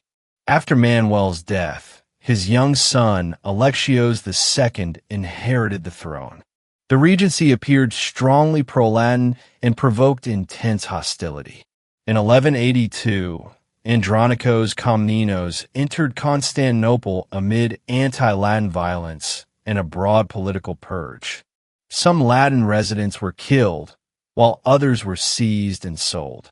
The memory of the massacre deepened hatred in the West. Andronikos tried to suppress provincial corruption and aristocratic abuse, but he governed through terror. The more completely he attempted to control everyone, the more nearly everyone hoped for his fall. In 1185, a Norman army captured and plundered Thessalonica, the second city of the empire. Panic spread through Constantinople. Andronikos was overthrown and killed by a mob. The Angelos dynasty replaced him, but failed to restore order. Central revenues were squandered. Offices and privileges were sold. Provincial powers drifted away. A Bulgarian revolt succeeded in creating a second Bulgarian empire, while Serbia expanded. Byzantium still possessed a magnificent capital and an imperial title. It was steadily losing the ability to govern the world beyond them. After Manuel's death, no institution was strong enough to replace his personal network. Andronicos I entered the capital by exploiting popular anger and promising to punish corrupt officials and great aristocrats. He did curb some provincial abuses, but he destroyed trust through denunciations, executions, and fear. A government that had begun as a campaign against corruption quickly became a terror in which officials were afraid to make any decision at all. When Norman forces entered the Balkans, there was no coalition inside the empire willing to take risks for him.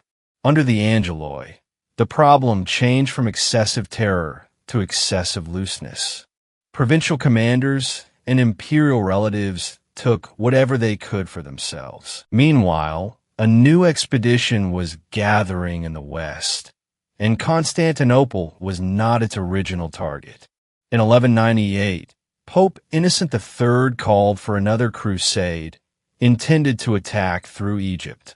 The Crusaders contracted with Venice to transport them, but when the time came to assemble, too few arrived and they could not pay the agreed price. The Venetian Doge Enrico Dandolo proposed that they help capture Zara in order to work off the debt. Zara was a Christian city, but it was attacked and taken. From that moment, the expedition began drifting away from its original purpose. Then Alexios, the deposed Byzantine prince, approached the Crusaders. If they would restore his father Isaac II to the throne, he promised an immense payment, military support, submission to the Roman Church, and assistance for their campaign. The diversion of the Fourth Crusade was not a script written by Venice from the first day, nor was it a chain of completely random accidents. An oversized shipping contract, insufficient crusader numbers, crushing debt, Venetian strategic interests, the promises of a Byzantine prince, and repeated coups inside Constantinople all pushed the expedition toward the city. The Pope opposed attacks on Christian cities and punished the Crusaders after Zara, but he could not control an army from far away. Dandolo was elderly and blind, yet forceful in politics and naval operations. The Western lords needed to pay their expenses and were persuaded by the claim that they would merely restore a lawful emperor. Every participant insisted that he was solving the problem immediately in front of him. Together, they created a disaster larger than any single plan. It was an agreement in which everyone pretended the promises could be kept. The Crusaders needed money. Venice wanted commercial and strategic advantage. The exiled prince wanted a crown. In 1203, the fleet reached Constantinople and broke through part of the city's defenses. The reigning emperor fled, and Isaac II and Alexios IV were restored. But the new government could not produce the enormous sum it had promised. To pay, it raised taxes and melted precious objects, driving the population into greater anger. Anti-Latin hostility surged. Another palace coup followed, and Alexios IV was killed. The Crusaders had lost the man who was supposed to pay them, and they had lost their patience. They decided to take the city for themselves. In April 1204, Constantinople fell. For days, churches, palaces, homes, and warehouses were looted. Works of art and sacred relics were carried west. Ancient statues were destroyed by fire or melted down. Hagia Sophia itself was desecrated. The sack of cities was common in medieval warfare, but Constantinople was one of the greatest capitals of the Christian world, and its attackers also called themselves Christians. The event, therefore, carried an unusually powerful sense of betrayal. Trophies such as the bronze horses later displayed at the Basilica of St. Mark in Venice became visible memories of the plunder. Constantinople had survived its strongest enemies in the 7th and 8th centuries, only to be captured in the 13th by Western Christians who had supposedly come east to fight elsewhere. It was the bitterest reversal in the Byzantine story. The Crusaders and Venetians divided the empire and established a Latin empire in Constantinople. Byzantine political tradition did not disappear. It shattered into competing centers. The Empire of Nicaea emerged in Western Asia Minor. A Greek state formed in Epirus. On the southern coast of the Black Sea, Trebizond became the seat of a separate dynasty. Each claimed to represent the legitimate Roman Empire. The Lascaris family, established at Nicaea, used the remaining population and revenues of Asia Minor to rebuild the state. Theodore I survived wars at home and abroad. John III Vatatzes encouraged agriculture, strengthened the finances, expanded the territory, and exploited rivalries among the Latin Empire and neighboring powers until Constantinople was gradually surrounded. The sack of 1204 caused irreversible losses of art and knowledge, but Byzantine culture did not simply stop. Scholars, priests, craftsmen, and aristocrats escaped to Nicaea, Epirus, Trebizond, and other regions, carrying books, relics, skills, and administrative experience. Nicaea possessed a major advantage. It controlled a comparatively intact network of farms, towns, and trade in Western Asia Minor. It also maintained a relatively stable frontier with the Seljuk state. John III encouraged local production and tried to reduce dependence on imports. He cultivated an image of personal frugality. His wife Irene supported charity and education. In exile, the empire developed a sober sense that national restoration required discipline rather than spectacle. For a time, Epirus seemed more likely than Nicaea to recover Constantinople. Theodore Komnenos Doukas captured Thessalonica, proclaimed himself emperor, and expanded rapidly. In 1230, however, he was defeated by Bulgaria at Klokotnitsa, and much of his power collapsed. History once again revealed a recurring pattern in the Byzantine world. The contender closest to success often expanded too far and suddenly lost everything. Trebizond, protected by mountain terrain and sustained by trade along the Black Sea, survived as an independent state for centuries. It competed less seriously for Constantinople, but preserved the Komnenian name and developed a distinctive court culture of its own. The catastrophe of 1204 did not make Byzantines abandon their Roman identity. It made the recovery of the capital the central test of legitimacy.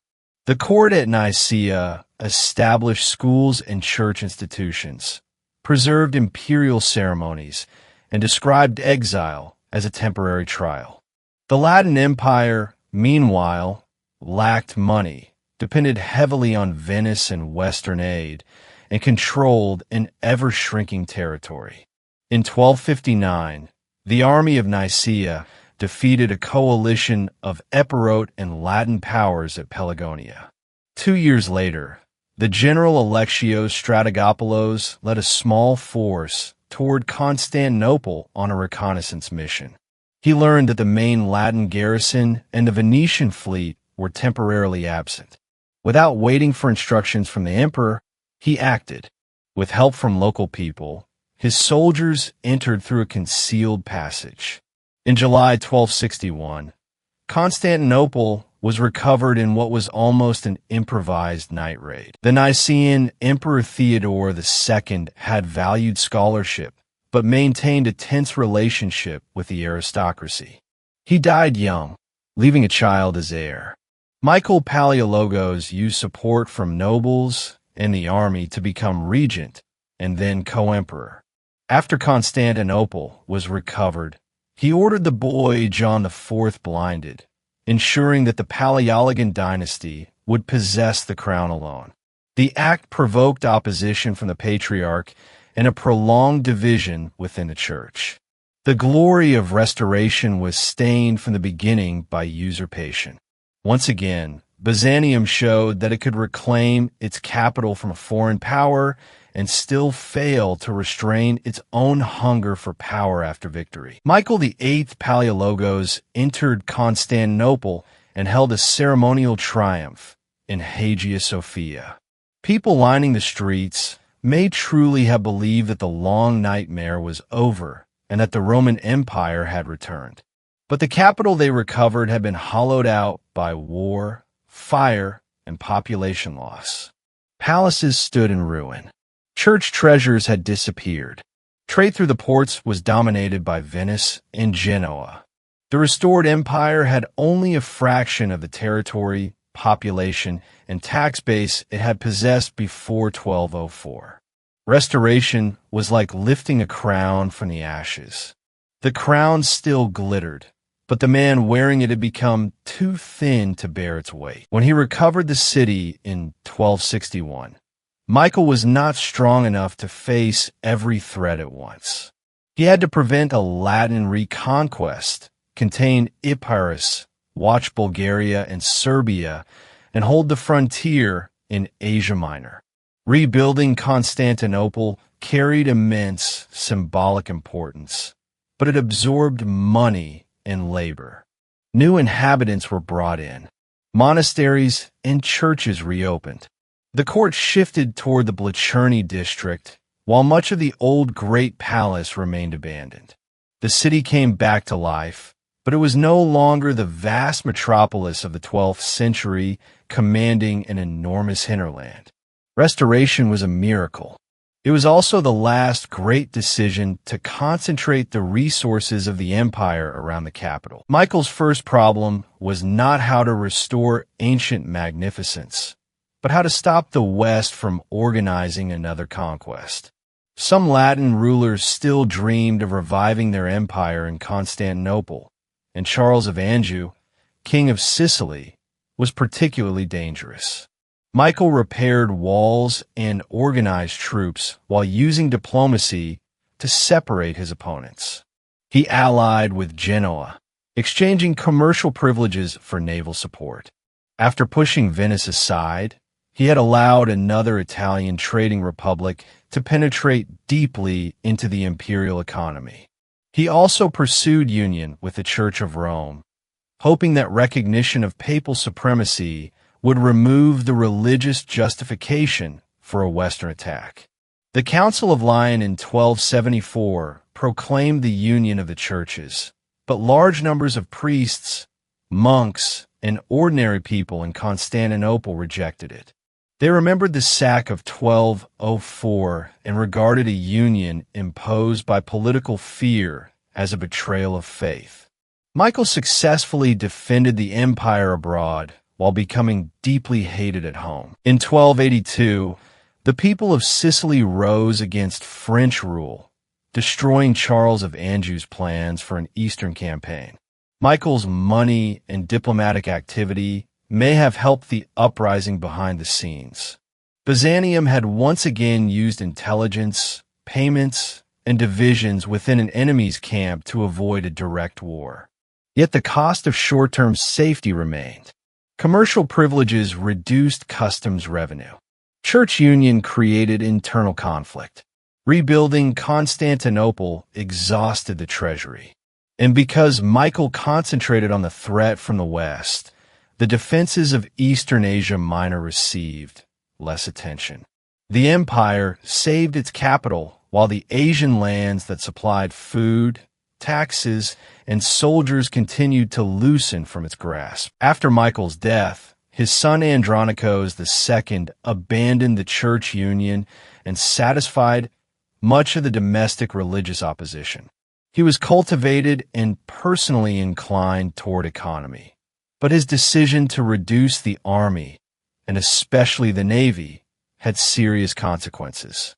Without a strong fleet, the empire had to rely on Genoa or Venice. Wars between the Italian merchant republics could now spread into the streets and harbors of Constantinople itself. Andronikos also hired the Catalan Company to fight Turkish lords in Asia Minor.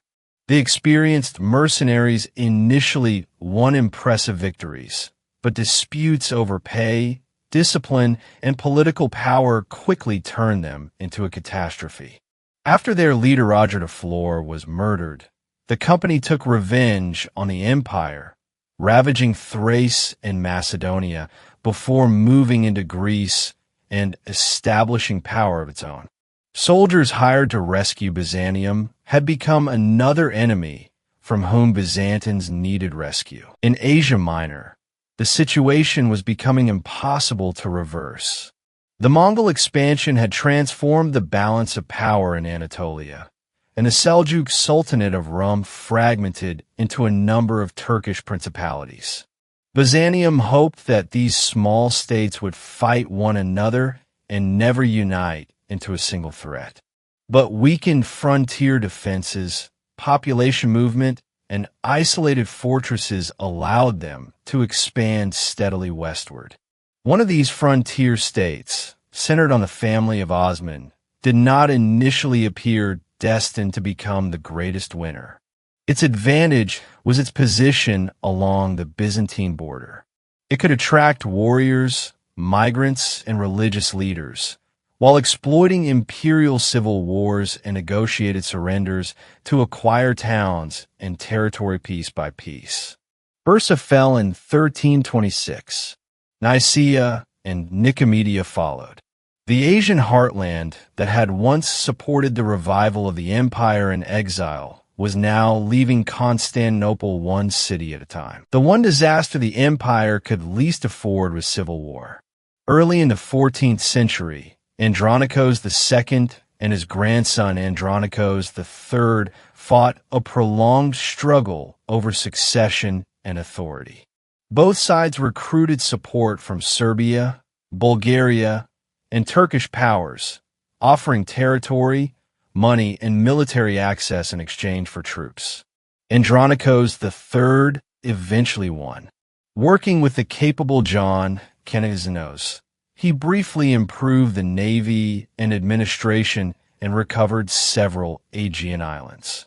Then, in 1341, the emperor died unexpectedly. His young son John V inherited the throne.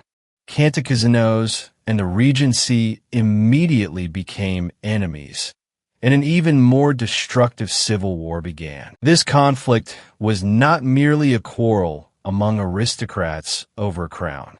Provincial cities, landowners, merchants, church leaders, and foreign states were all drawn in. A radical urban faction took power in Thessalonica and opposed the local nobility. The Serbian ruler Stefan Dusan exploited the chaos to seize large parts of Macedonia, Epirus, and Thessaly, and proclaimed himself emperor of the Serbs and Romans. Bulgaria and several Turkish states placed their own bets. To gain Constantinople, Kanakazinos depended on his Turkish ally Orhan and married his daughter into Orhan's family. In 1347, he entered the capital as John VI and ruled alongside John V. Around the same year, the Black Death reached Constantinople and the eastern Mediterranean, devastating population and trade. The empire was not felled by one sword. It was bleeding continuously from civil war, plague, commercial decline, and the expansion of its neighbors. In 1354, an earthquake damaged the defenses of Gallipoli. Ottoman forces moved quickly into the city, gaining a strategic bridge between Europe and Asia. From then on, they could transfer larger armies into the Balkans. For Byzantium, the change was more serious than the loss of any ordinary town. The straits were no longer a safe barrier. Ottoman power had crossed from the opposite shore of Asia Minor into the interior of Thrace. John VI was soon forced to abdicate and entered a monastery.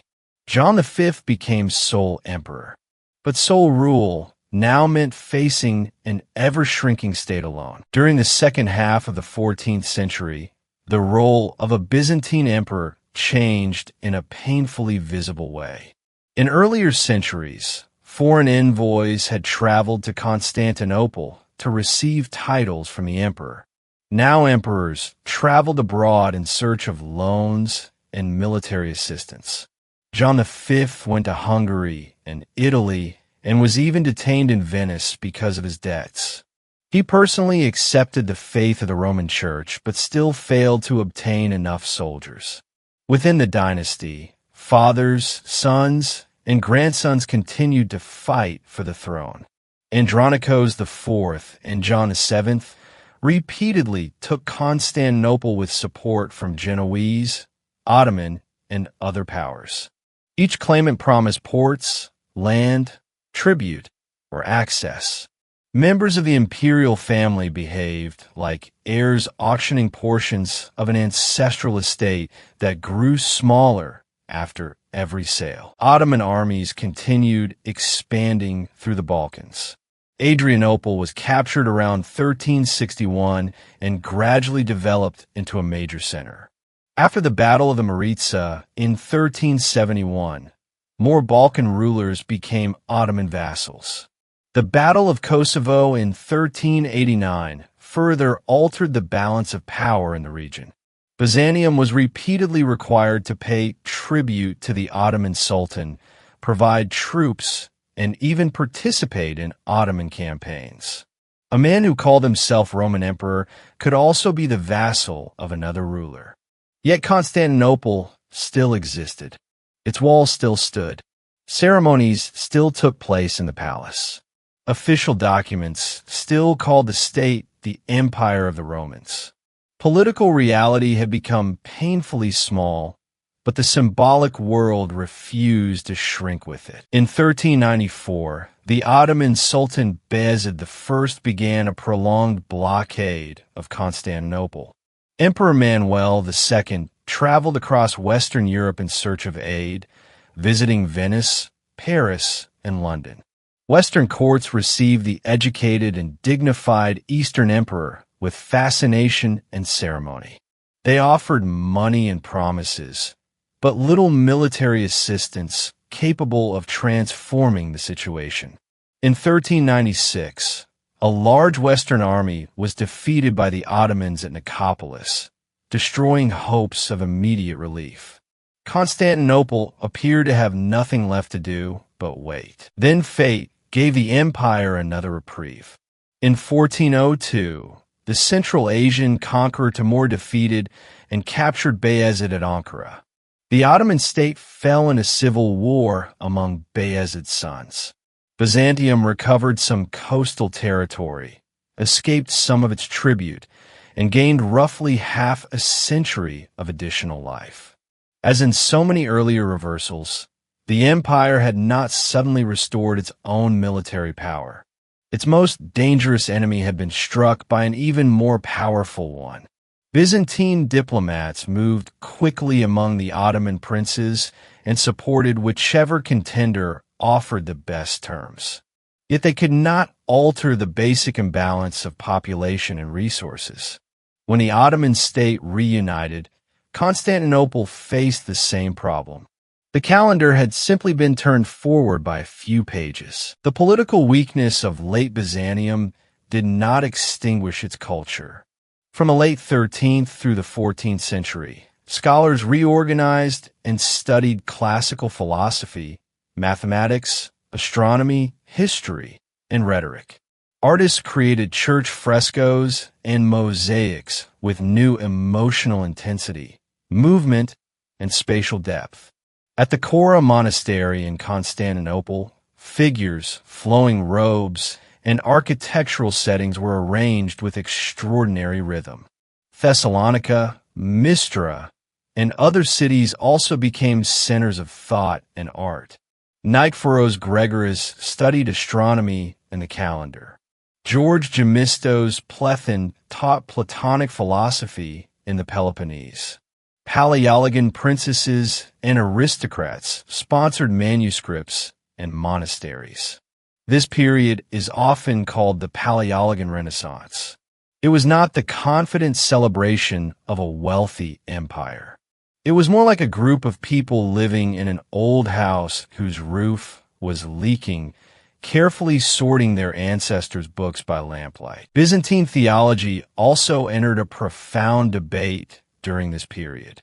Monks of Mount Athos developed a contemplative tradition centered on prayer and the experience of divine light.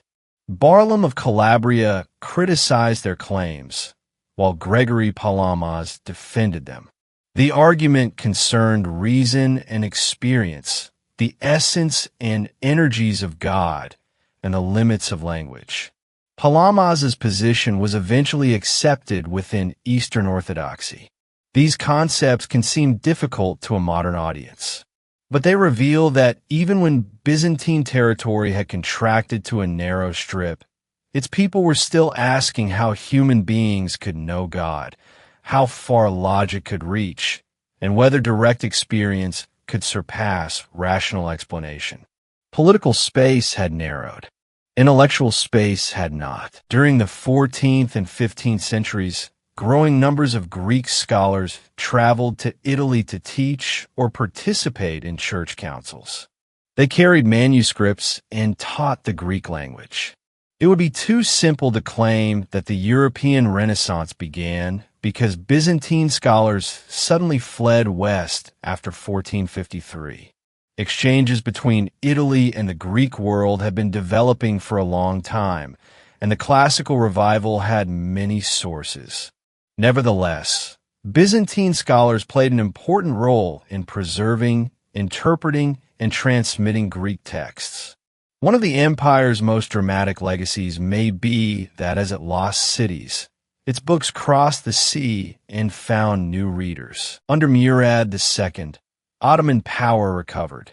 Constantinople endured another siege in 1422. The city survived, but pressure on the surrounding territory continued to grow. The empire now controlled little more than the capital, the despotate of Amoria in the Peloponnese, and scattered towns. Thessalonica was temporarily placed under Venetian protection, but the Ottomans captured it in 1430. Emperor John VIII understood that walls alone could not preserve the state forever. Once again, he placed his hopes in union between the Eastern and Western churches and in military aid from Europe. In 1438 and 1439, the Byzantine emperor, bishops, and scholars traveled to Italy for the Council of Ferrara and Florence. After long debate and immense political pressure, the two churches proclaimed a union. Most of the Byzantine delegates signed the agreement. When they returned home, they met furious opposition. Many believed that Latin teachings about purgatory, the procession of the Holy Spirit, and papal authority were unacceptable. Others felt that the wound of 1204 had never healed. Supporters of union argued that the state stood on the edge of destruction and that without Western help there would be no future. Opponents answered that if the faith were sacrificed to preserve the walls, whatever survived would no longer be the empire they recognized. This was not a simple argument between stubbornness and reason. It was a conflict between two fears. One side feared losing the state, and the other feared losing the meaning for which the state existed. Western Europe did organized military expeditions. In 1444, a crusading army led by Hungarian and Polish forces was defeated by Murad II at Varna. In 1448, another army failed at the Second Battle of Kosovo. Byzantines increasingly understood that no great force capable of saving the empire was going to appear suddenly on the horizon. After John VIII died, his brother Constantine XI became emperor. He had previously governed in Amoria, where he tried to expand Byzantine territory and strengthen its defenses. Because of the crisis, he never received a fully traditional and magnificent coronation in Constantinople. His name carried a haunting echo. Constantine had founded the new capital. Another Constantine would defend it on its final night. In 1451, the young Mehmed II became Ottoman Sultan for the second time. During his first brief reign, powerful officials and political circumstances had pushed him aside. Now he intended to prove himself. He regarded Constantinople as a wedge driven into the center of Ottoman territory and as a prize essential to both strategic security and imperial legitimacy. In 1452, he built the fortress of Rumeli Hizari on the European shore of the Bosporus, opposite an existing Ottoman fortress in Asia. Together, they controlled the route from the Black Sea. Byzantium could no longer rely on supplies moving freely through the strait. Mehmed also gathered craftsmen and artillery founders. One of them, a gun founder named Orban, had first approached the Byzantines. The empire could not pay the price he asked, and he eventually entered Ottoman service. Accounts of the great cannon's dimensions and power often carry an element of legend, but artillery unquestionably changed the rhythm of the siege. The walls remained formidable, yet they now had to absorb repeated bombardment on a scale their builders had never imagined. Constantine the XI appealed to the West and gathered every resource available inside the city. The Genoese commander Giovanni Justiniani arrived with several hundred experienced soldiers and became one of the principal leaders of the land wall defense. Venetian and Genoese residents, Catalans, priests, monks, and ordinary citizens also took their places. The sources disagree sharply about the numbers on both sides. The defending force was probably under 10,000, while the Ottoman army was many times larger. False precision would only conceal the uncertainty. What is certain is that the defenders had to cover miles of land and sea walls with almost no reserves. The Ottomans could rotate units, continue the bombardment, and support the assault with a large fleet. The siege began early in April 1453. Ottoman cannon battered the Theodosian walls. At night, the defenders rebuilt damaged sections with timber, sacks of earth, and broken stone. By day, the walls were shattered. By night, people raised them again. A massive chain stretched across the entrance to the Golden Horn and prevented enemy ships from entering. On April 20th, several Christian vessels carrying food and men fought their way through the Ottoman fleet. Favorable winds and their high sides helped them reach the Golden Horn. The defenders cheered from the walls. Mehmed was furious. Soon afterward, he adopted a daring solution. Light vessels were hauled over greased timbers behind the hills of Galata and lowered into the water inside the chain. The defenders now had to spread their already limited manpower along the harbor walls, stretching the line even thinner. Throughout the siege, both sides dug tunnels and counter-tunnels. Ottoman miners attempted to undermine the fortifications. The defenders listened for vibration and sound, searched for the tunnels, then flooded them, burned them, or dug into them from the opposite direction. Every success merely postponed the final date by a few more days. Food grew scarce. Morale rose and fell between hope and despair. Supporters of church union held services in Hagia Sophia, while opponents remained distant. But in the final days, many disputes became quiet.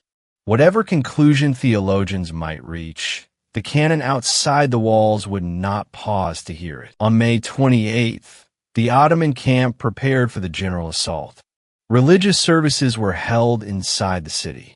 The emperor said farewell to officials, soldiers, and citizens and asked that they forgive one another.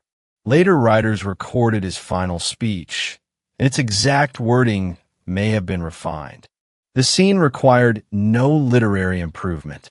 A ruler with nowhere to retreat stood before people who knew they might not return home the next day and asked them to defend their faith, their families, their city, and a name more than 1,000 years old. Hagia Sophia burned with light through the night. Some prayed. Some received communion. Some returned to the walls. Others simply waited. Before dawn on May 29th, the final assault began. Irregular troops attacked first. Better organized Anatolian forces followed, and then the elite janissaries. Again and again, the defenders drove attackers back into the ditches. But the breaches created by artillery became increasingly difficult to close. Justinian was wounded and left the front, dealing a severe blow to morale.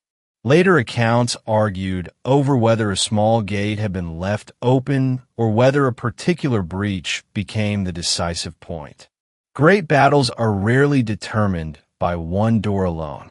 More likely, weeks of exhaustion, overwhelming differences in manpower, artillery damage, and collapsing command all crossed the breaking point at the same moment. Ottoman banners appeared on the walls, and the defenders began to fall back. Constantine the 11th refused to leave. According to the most credible tradition, he removed or cast aside the insignia of imperial rank and entered the close fighting, where he disappeared. His body was never identified with certainty, so his final minutes belong partly to legend. Some said he died near a gate. Others said he was cut down in the confusion. Folk tradition imagined that an angel turned him to marble and hid him beneath the city, where the marble emperor would wait to awaken. History can say that he did not survive to become a prisoner. Myth reveals that people could not bear to imagine the Roman emperor vanishing into a crowd like an ordinary man. After the city was taken, Ottoman troops plundered according to the customs of warfare at the time and the promise made by the Sultan before the assault. Many inhabitants were captured, and buildings and property suffered damage. Mehmed II then brought the disorder under control, entered the city, converted Hagia Sophia into a mosque, and began rebuilding Constantinople as an Ottoman capital. He did not want an empty field of ruins. He wanted the center of an empire. People were brought in from different regions. Markets, aqueducts, and administrative institutions were restored. For the Byzantines, May 29th was an ending. For the city itself, it was the beginning of another age. The Byzantine Empire is usually said to have ended in 1453, though several successor states survived for a little longer. Members of the Paleologan family ruled the despotate of the Morea in the Peloponnese until 1460. The Empire of Trebizond endured until 1461. Their fall makes clear that the capture of Constantinople was not an isolated accident involving one city. It was the final result of a long transformation in the regional balance of power. The empire that had begun from New Rome and once controlled coastlines across the Mediterranean ended as a handful of scattered islands of inheritance, each sinking in turn into a new political order. If our story stopped here, we would have a sequence of emperors, wars, and walls, but we still would not have entered the empire itself. Byzantium survived for more than 1,000 years, not merely because its emperors were cleverer than other rulers, and not merely because the walls of Constantinople were thick. What sustained it was a way of life that joined magnificent ritual to everyday calculation. Beneath the dome of Hagia Sophia, people could speak of eternity. In a customs warehouse, the same state could calculate the tax on a sack of pepper with exact precision. An emperor could receive the cheers of a crowd in a purple robe covered with pearls. A clerk could spend 40 years maintaining a register of farms and taxpayers. The empire's fate was decided on battlefields, but also at docks, in courts, in monasteries, across fields, and inside kitchens. Let us pause the clock on an ordinary morning in the 10th century, when no alarm announces an approaching army, and follow a traveler arriving in Constantinople for the first time. As his ship approaches from the Sea of Marmara, the first thing he sees is not Hagia Sophia, is the long line of sea walls, towers, docks, and tightly packed rooftops. Gulls follow fishing boats. Oarsmen call the rhythm. Harbor officials board arriving vessels to inspect their cargo. A merchant must explain where he has come from, what he is carrying, and how much duty he owes. Some goods are strictly controlled by the state. Some foreigners may trade only in designated areas. The traveler may complain about the bureaucracy, but he will soon understand that these procedures transform cargo from across the world into the gold with which the emperor pays his soldiers. Once ashore, he enters the city along a rising street. Constantinople is not flat. Its roads climb and descend across 7 hills. In the distance, broad avenues, colonnades, and monumental columns proclaim imperial grandeur. Turn into a side street, and the houses crowd close together. Wooden upper stories lean over the roadway, and neighbors call to one another from the windows. Someone empties dirty water into a drain. Someone else pushes a cart piled with bread through the crowd. Donkeys and porters block an intersection. The city's magnificence and congestion do not contradict each other. They exist at the same time. Byzantium is not a perfectly clean golden icon. It is a real city that suffers traffic, fires, inflation, and arguments. The traveler passes ovens supplying bread and smells sesame, wheat, smoke, and hot stone. At the fish market, he sees the morning's catch from the Golden Horn and hears sellers arguing over weight and freshness. Whether the fish is fresh and whether the bread is plentiful can matter politically more than the latest report from a distant frontier. If officials fail to control prices, complaints in the streets quickly travel toward the hippodrome. An emperor may have won a victory in the east and still be greeted by jeers because flour is scarce. Byzantines revered imperial power, but they were not a quiet population. The stands of the hippodrome formed a giant throat through which the city could speak to its ruler. If races are being held that day, the crowd carries our visitor toward the hippodrome. The colors of the blues and greens appear on clothing and banners. Chariots circle the central barrier, and drivers risk overturning as they fight for position around the turns. Spectators cheer more than athletic skill. They debate the earnings of drivers, the appointment of officials, the emperor's marriage, and the latest tax.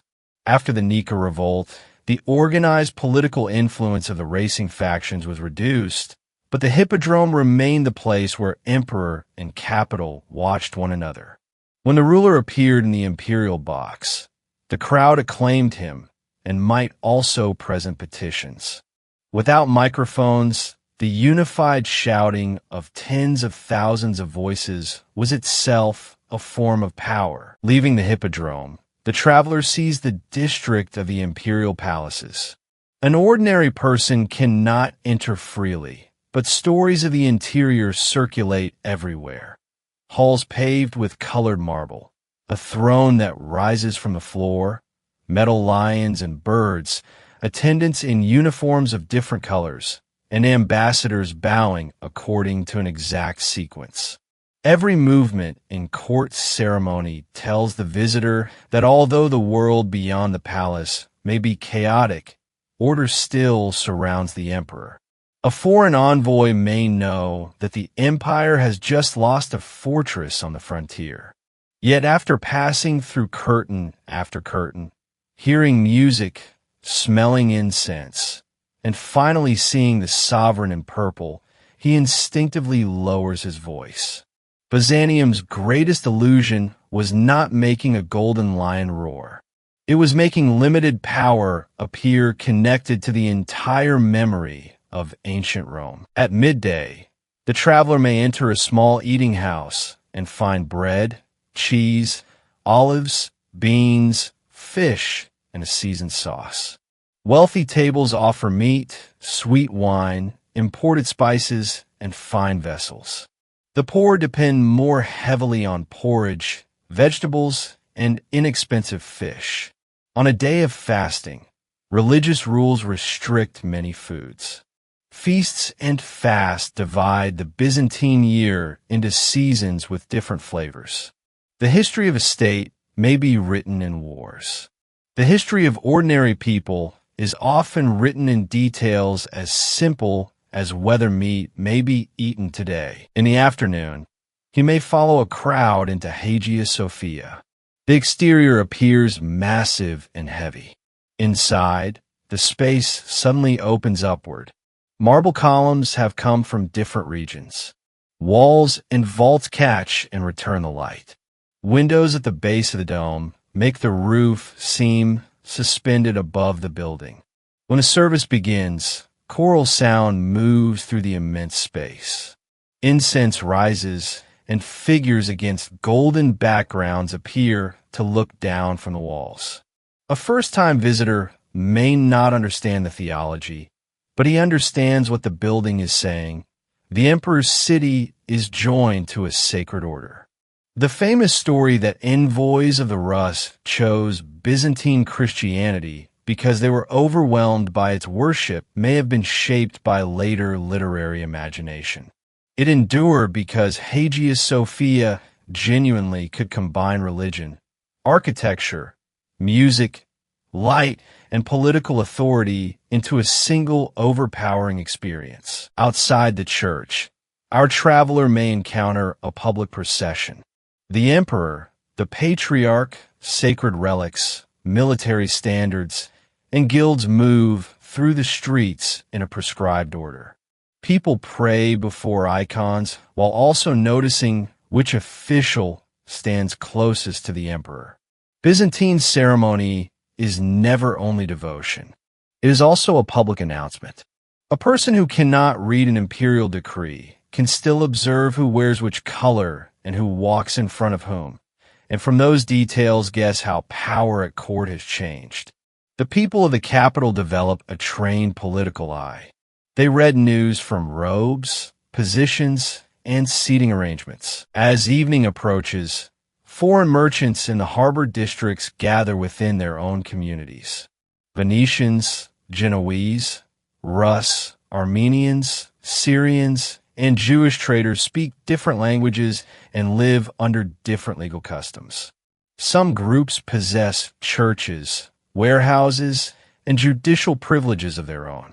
The empire needs them and fears them. Trade creates wealth and jealousy at the same time. Exemptions for foreign merchants may purchase naval assistance, yet make local traders feel disadvantaged in their own city. The anti-Latin violence of 1182 and the later hostility of Italian merchants toward Byzantium did not fall suddenly from the sky. They accumulated through the daily competition of these docks and markets. Night settles over the city, and the guards on the walls change shifts. When no enemy is near, the gates close at the appointed hour and patrols inspect the towers. Underground cisterns hold water in silence. Grain waits in storehouses for the next distribution. Shipyards and arsenals prepare for wars that have not yet begun. The people may have forgotten the fear of the previous siege, but the state cannot afford to forget. All the splendid life of Constantinople depends on a hidden emergency system. Water, grain, ships, walls, fire precautions, roads, and taxes. If several of these fail at once, the center of the world becomes a stone trap holding hundreds of thousands of people. The same city could feel entirely different to visitors in different centuries. A 6th century envoy saw the new buildings raised after Justinian's reconstruction. A 10th century merchant saw the order of the Macedonian revival. A 12th century Western knight marveled at the wealth and grew impatient with the ceremony. A citizen returning after 1204 found burned neighborhoods and emptied palaces. A 14th century traveler might discover that the walls still enclosed an enormous area, while gardens, monasteries, and open ground occupied districts that had once been crowded. The city was like a robe whose dimensions remained the same while the body inside grew thinner. In 1453, the defenders stood on walls built for a super city, but behind them no longer existed the population or revenues of a super city. For that reason, Byzantine rise and decline cannot be measured only by the colors on a territorial map. In one period, the state may lose land while the markets of the capital remain prosperous. In another, armies may win while peasants abandon farms because of taxation. Politics may approach collapse at the same moment that art and scholarship flourish. The empire resembles a set of gears turning at different speeds. Military strength, economic life, culture, religion, and population do not rise and fall together. Every golden age contains suffering. Every age of decline contains people creating beauty. A complete history must allow these opposite scenes to occupy the same picture. Let us remain in Constantinople for a little longer. Scholars disagree over the city's population at its height, and the number changed dramatically from century to century. Still, for long periods it ranked among the largest cities in Europe and the Mediterranean. Ships entered and left ports on the Golden Horn and the Sea of Marmara. Markets sold fish from the Black Sea, grain from Egypt or Thrace, spices from Syria, wine from Asia Minor, silk, wax, furs, and enslaved people. The streets were not always the polished marble avenues imagined in modern pictures. Major routes had colonnades and shops. Side streets could be crowded and muddy, and fires were frequent. Aqueducts brought water to the city, which was stored in immense open and underground reservoirs. Some of those vast subterranean cisterns can still be seen today. They remind us that walls may stop an army, but they cannot stop thirst. The first requirement of siege defense is water. The smells of the city were more complicated than its paintings suggest. Bread ovens, fish markets, spices, animals, leather workshops, smoke, and crowds blended together. In the morning, church bells and merchants' cries awaken the streets. During the day, officials, monks, craftsmen, sailors, soldiers, and foreign traders crossed the squares from every direction. At night, the gates in many neighborhoods became quiet, while taverns and harbor districts might remain noisy. Byzantines loved public festivals, religious processions, and chariot racing. In the early period, the Blues and Greens were sporting organizations linked to urban networks, social relationships, and political expression. Their political role later diminished, but the passion for racing shows that even the most devout subjects of the empire were not opposed to excitement, rivalry, and a wager. Bread was part of politics in the capital. In late antiquity, the government continued the Roman tradition of supplying grain or bread to parts of the urban population. After Egypt was lost, the sources and methods of distribution changed. Any disruption in supply or price could quickly become public anger. In ceremony, the emperor was a ruler protected by God. In the market, he faced a simpler test. Is there enough bread today, and will a coin buy as much as it did yesterday? Byzantine currency was reformed several times.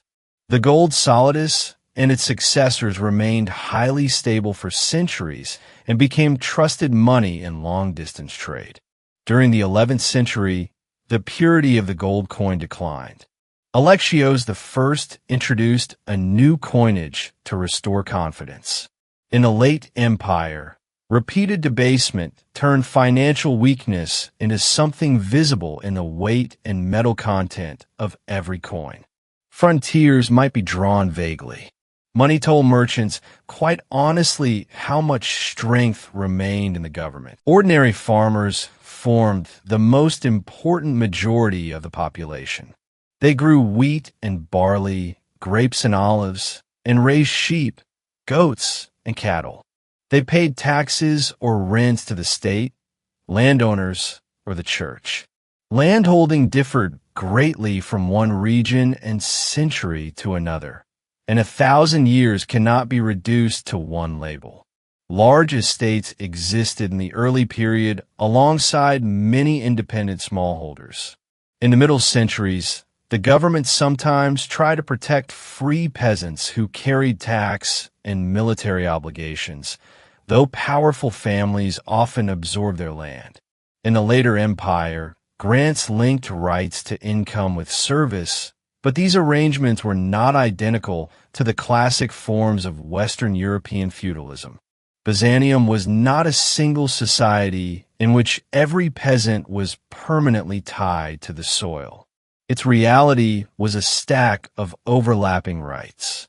The owner of the land, the collector of the tax, the person owing military service, and the authority to whom an appeal could be made were not always the same person. Tax collectors often play the villain in Byzantine stories because the empire's ability to survive depended heavily on its ability to collect revenue.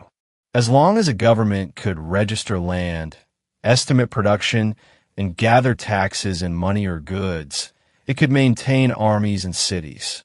Once provincial magnates concealed resources and whole districts escaped central control, an imperial decree became a sheet of paper with no horse to carry it.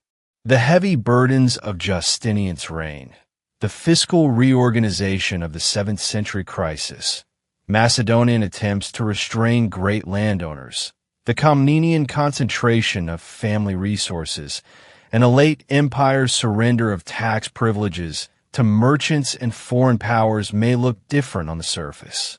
At their center was the same question: who pays for the empire? At the top of the system, the emperor was portrayed as God's representative within the earthly order.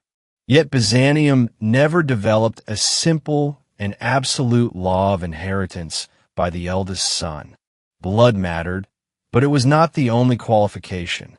An emperor could crown his son during his own lifetime, place purple boots on his feet, and strike coins bearing both their portraits in order to strengthen the succession.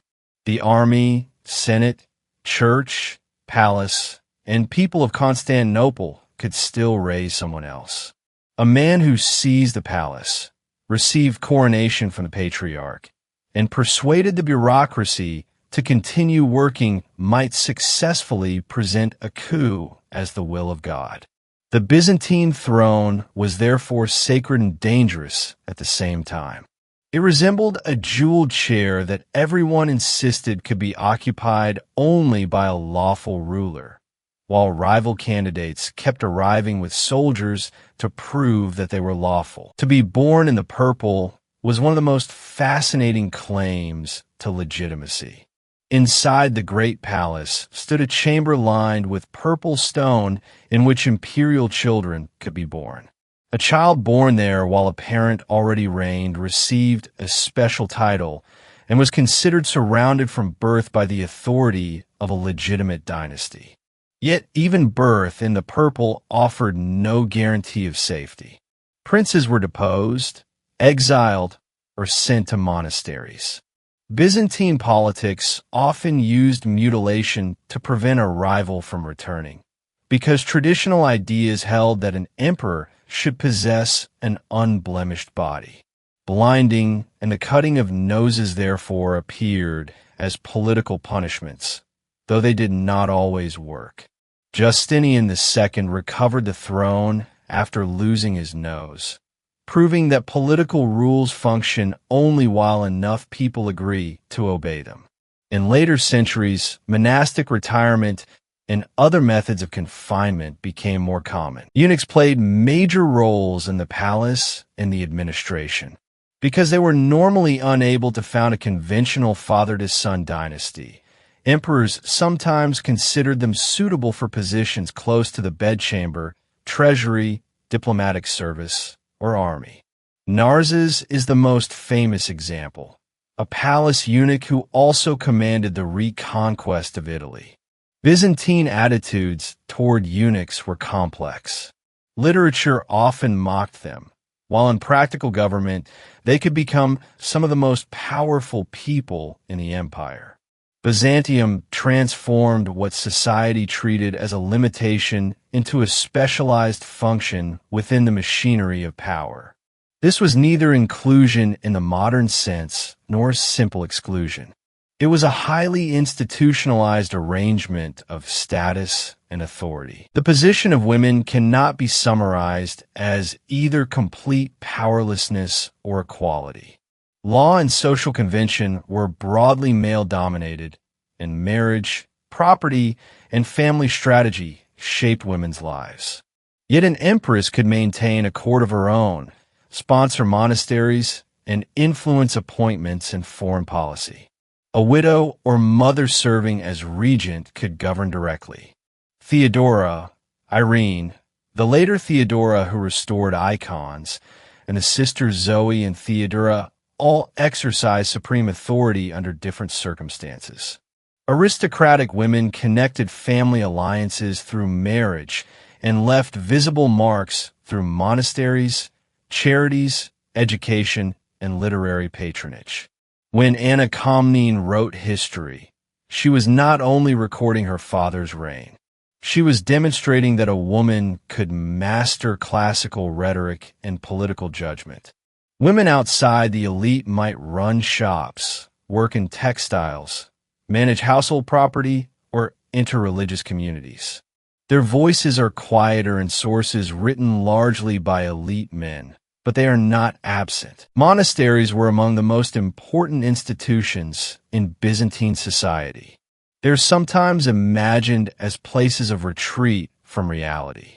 In practice, monasteries owned land, employed workers, sheltered travelers, cared for the sick, preserved books, and participated in local politics.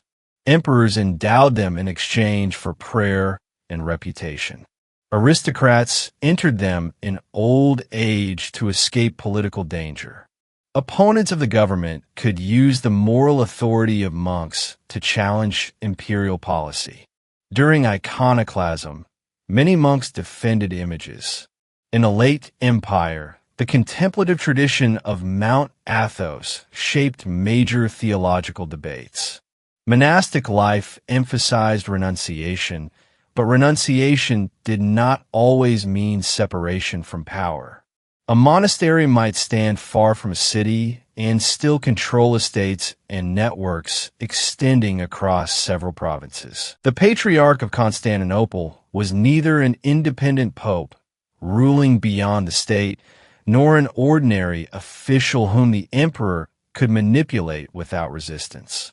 Emperors often influenced the selection of patriarchs. Patriarchs crowned emperors, represented orthodoxy, and could mobilize public opinion.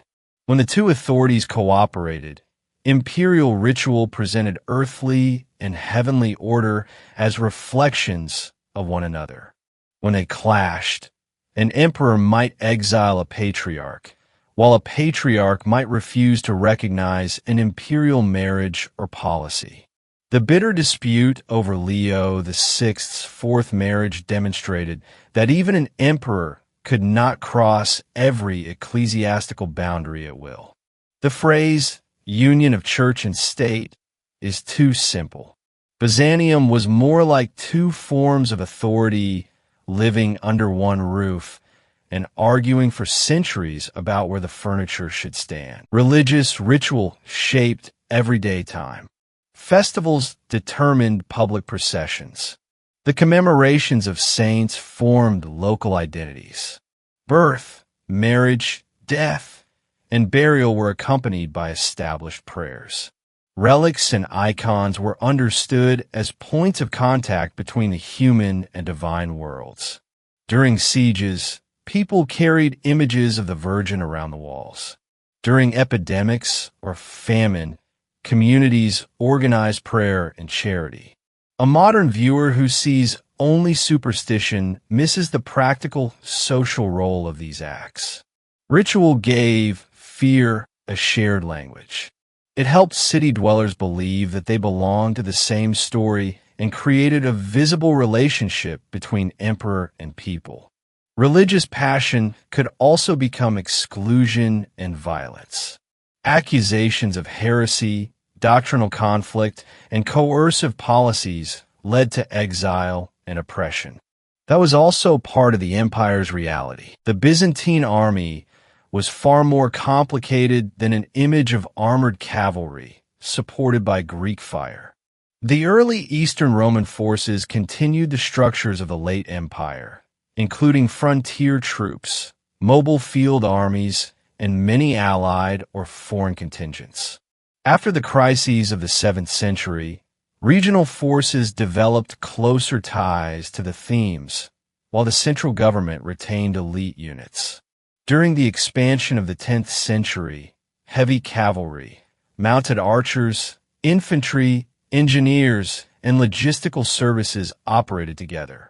Military manuals discuss formation, reconnaissance, camps, ambushes, siegecraft, and techniques for fighting different opponents. Byzantine commanders were often advised not to risk a decisive battle merely for honor. If deception, blockade, deprivation, or diplomacy could produce victory, there was no reason to gamble the state on a single day. Later writers turned Byzantine into a synonym for excessive intrigue, forgetting that caution itself was a strategy for a country facing several fronts at once. The empire made extensive use of foreign soldiers. Goths, Armenians, Slavs, Rus, Normans, Turks, Franks, and many other peoples served in its armies. The Varangian Guard became famous for warriors from Scandinavia and, later, England, who carried heavy weapons and were known for personal loyalty to the emperor. Foreign service did not begin only when Byzantium became weak. Rome had always been skilled at absorbing external manpower. The real question was not whether mercenaries were automatically unreliable. It was whether the government could pay them, command them, and give different forces a common purpose. Belisarius led foreign cavalry. Alexios I used mercenary armies to save the state. The disaster of the Catalan Company showed what could happen when money and trust collapsed at the same time. An extremely capable ally could become an extremely dangerous enemy. The navy was one of Byzantium's most neglected lifelines. Constantinople was surrounded by water on 3 sides, and the empire could not control the straits without ships. Islands and distant territories in Italy or North Africa depended even more completely on transport by sea.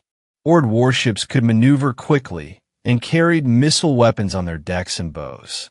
Greek fire became the most famous weapon, but it was not the only one. Ramming, boarding, bows, crossbows, and other incendiaries also mattered.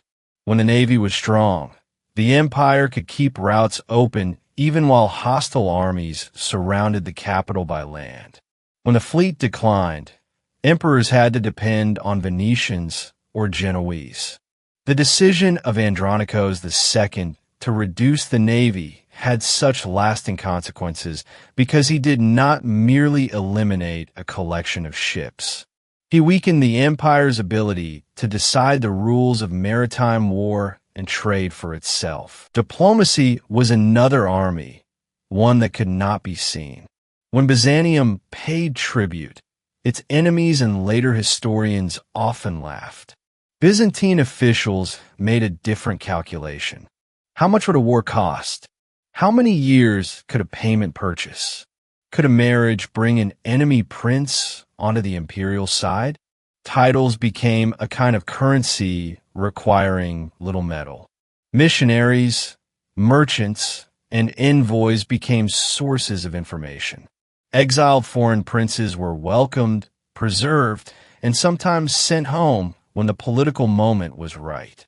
This is why Byzantine history contains so much diplomacy and palace maneuvering. Byzantines were not born more deceitful than other people.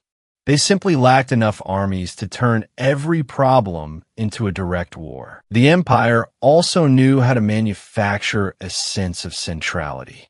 Foreign ambassadors waited, entered, bowed, and received gifts according to strict rules. The height at which the emperor appeared, the color of his robe, and the arrangement of people on his right and left all communicated rank. Ceremony can look like wasted time. It was actually a political technology. It taught visitors from different languages and political systems exactly where they stood inside a common space. Even when the empire's material power declined, ritual prolonged the warmth of authority.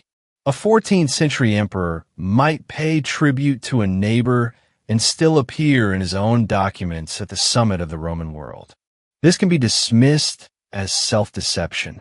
It can also be understood as one method by which a community preserved coherence after its resources begin to disappear. Byzantine art is most easily recognized by its fields of gold. In church mosaics, figures often face the viewer directly, while the background lacks modern perspective and seems removed from ordinary life.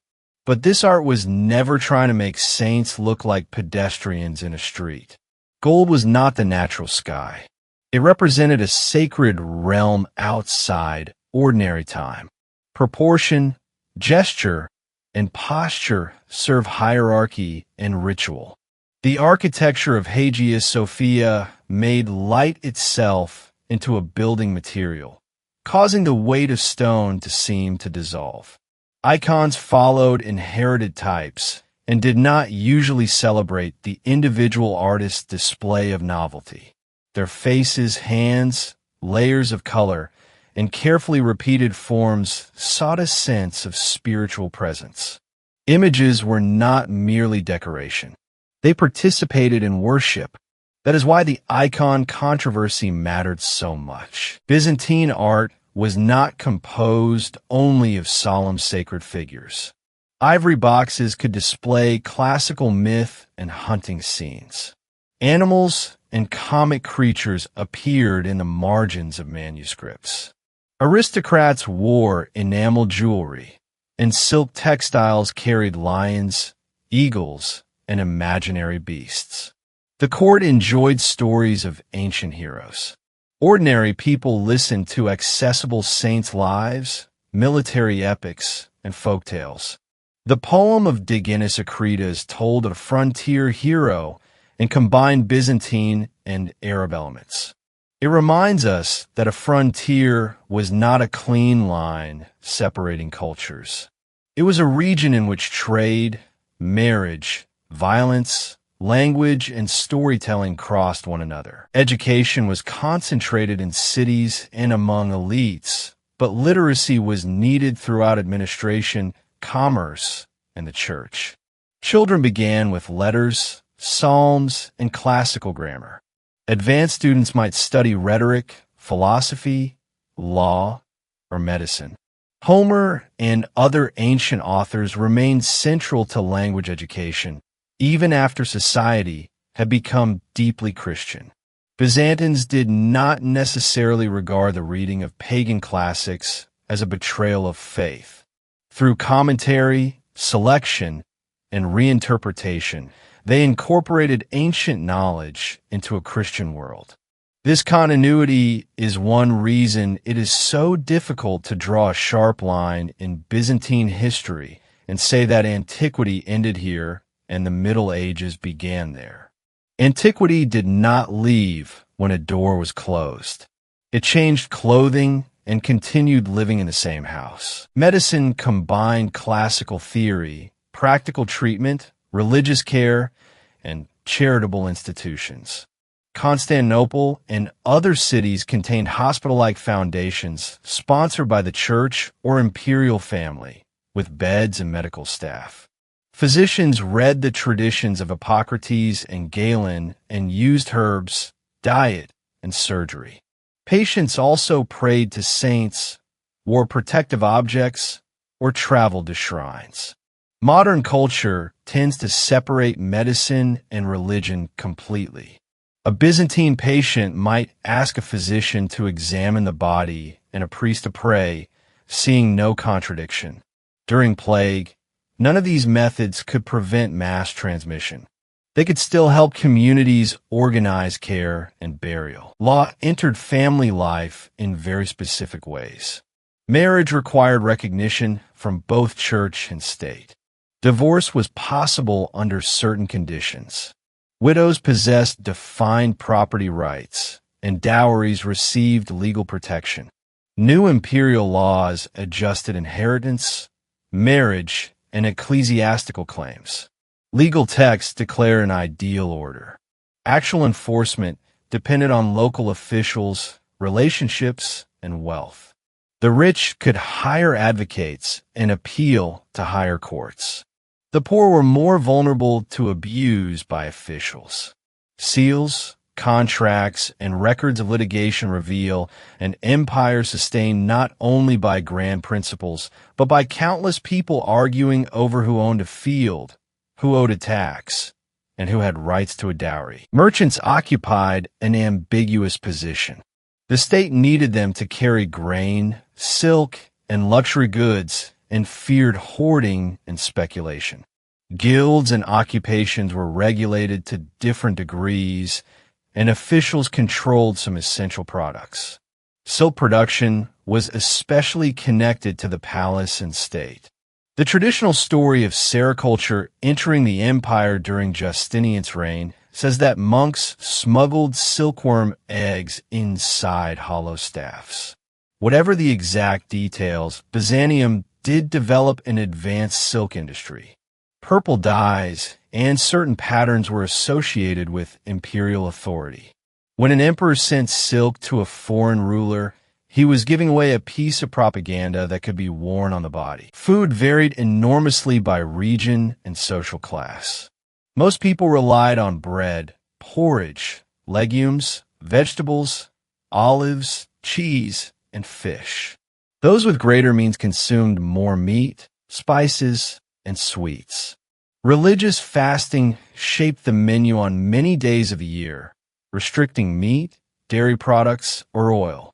Wine was common and was often diluted with water. Fish sauces preserved ancient traditions, while herbs and rich sauces gave elite tables intense flavors. At palace banquets, rank, tableware, and performance mattered almost as much as food. Rural households were more concerned with whether the harvest would last through winter.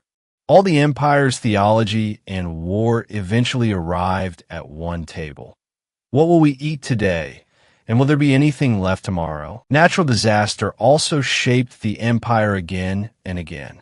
Constantinople stood in an active earthquake zone, and both its walls and domes suffered repeated damage. The original dome of Hagia Sophia collapsed after earthquakes in the 6th century and had to be rebuilt, then repaired many more times. Fire could race through neighborhoods of wooden houses. Heavy rain and severe winter weather altered campaigns. Drought and insects reduced harvests and tax revenue. Byzantine writers often interpreted catastrophe as a sign of divine judgment or of a ruler's moral condition. Modern historians look instead to climate, geology, and disease. The two approaches should not be confused, but we need to understand why a Byzantine person, watching the sun grow strangely dim, feeling the earth move, or seeing plague carry away a neighbor, search for both meaning and comfort in religious language. The empire's population was never a single ethnic community. Greeks, Armenians, Syrians, Copts, Slavs, Jews, Italians, Georgians, Arabs, and many others lived in its different regions. Identities could overlap. A man might speak Armenian at home, use Greek in the army, call himself Roman, and follow a Christian tradition that differed slightly from the one favored in the capital. Many imperial families and generals had Armenian backgrounds. Slavic populations were resettled and absorbed. Foreign merchants established districts in Constantinople. The empire also practiced religious coercion, carried ethnic prejudice, and experienced communal violence. Diversity should not be mistaken for harmony. Yet this complicated population enabled Byzantium to continue absorbing talent and culture from its frontiers. The argument over whether this was a Greek empire or a Roman empire was itself a struggle for power. Medieval Western writers often called the ruler in Constantinople the Emperor of the Greeks in order to deny his exclusive claim to the Roman title. Byzantines insisted that they were Romans. When modern nationalism emerged, language and political identity were often treated as though they had to be identical. The Byzantine experience tells us otherwise. A state could pray and govern in Greek while regarding Roman law, the Roman throne, and the Roman name as the core of its existence. Without understanding this, we cannot understand the defenders on the walls in 1453. They were not citizens of a Greek state pretending to be Rome. In their own historical consciousness, they were defending the Roman Empire that had continued for 1,000 years. This also changes the way we view the palace coups that can seem so absurd. Byzantine emperors rose and fell with remarkable frequency, but the machinery of government often continued after a ruler was removed. Tax collectors kept collecting. Judges kept hearing cases. Soldiers changed their oath. The patriarch crowned a new sovereign. Individual rule was unstable, while institutional continuity could be remarkably strong. That flexibility helped make coups normal, but also prevented every palace murder from automatically becoming the death of the state. Part of what the Western Empire lost in the 5th century was a central structure capable of continuously producing taxes and armies. The Eastern Empire repeatedly contained dynastic collapse within the palace walls rather than allowing it to tear the entire state apart. Only in the late centuries, when territory and resources had become too small, did civil war finally turn into an act of self-mutilation. The empire could no longer survive. Byzantium has often been mocked for complexity, intrigue, and decline. Some modern writers portrayed it as a 1,000-year decay following the heroic age of ancient Rome, as though its history consisted only of eunuchs, theological quarrels, and poison in palace cups. That impression grew partly from prejudice toward the medieval Eastern Christian world, and partly because the surviving sources themselves enjoyed recording controversy and conspiracy. Yet a state that was nothing but decay could not have survived for more than a millennium among Avars, Persians, Arab empires, Bulgarians, Rus, Seljuks, Normans, Crusaders, and Ottomans. Byzantium declined many times. It also reformed, expanded, invented, and forced its enemies to study its weapons, ceremonies, laws, and art. Its longevity came first from geography. Constantinople controlled the straits. Asia Minor provided mountains and strategic depth. The islands of the Aegean made maritime communication possible. Longevity also came from traditions of taxation and administration. The empire could turn farming and trade into reliable revenue, and turn revenue into soldiers, walls, and diplomacy. A third source was identity and faith. People believed that the emperor, the church, and the Roman order possessed a meaning larger than one lifetime.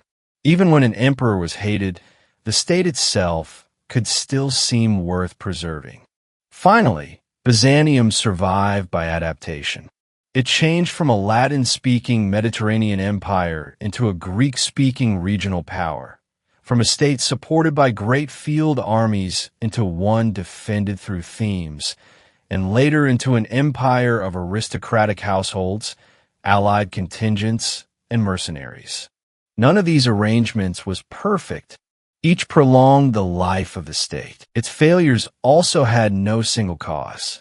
Justinian's expansion and the plague exhausted resources, but they did not directly determine a fall 9 centuries later. The loss of Syria and Egypt in the 7th century reduced the empire, but also pushed it toward new structures of survival. Manzikert was a major defeat, but civil war afterward accelerated the loss of Asia Minor. The sack of 1204 destroyed wealth and the political center, but Byzantine tradition did not vanish. In the 14th century, civil conflict, plague, commercial dependence, and Ottoman expansion accumulated until the space for recovery became smaller and smaller. History rarely contains one button that can be pressed to make an empire collapse.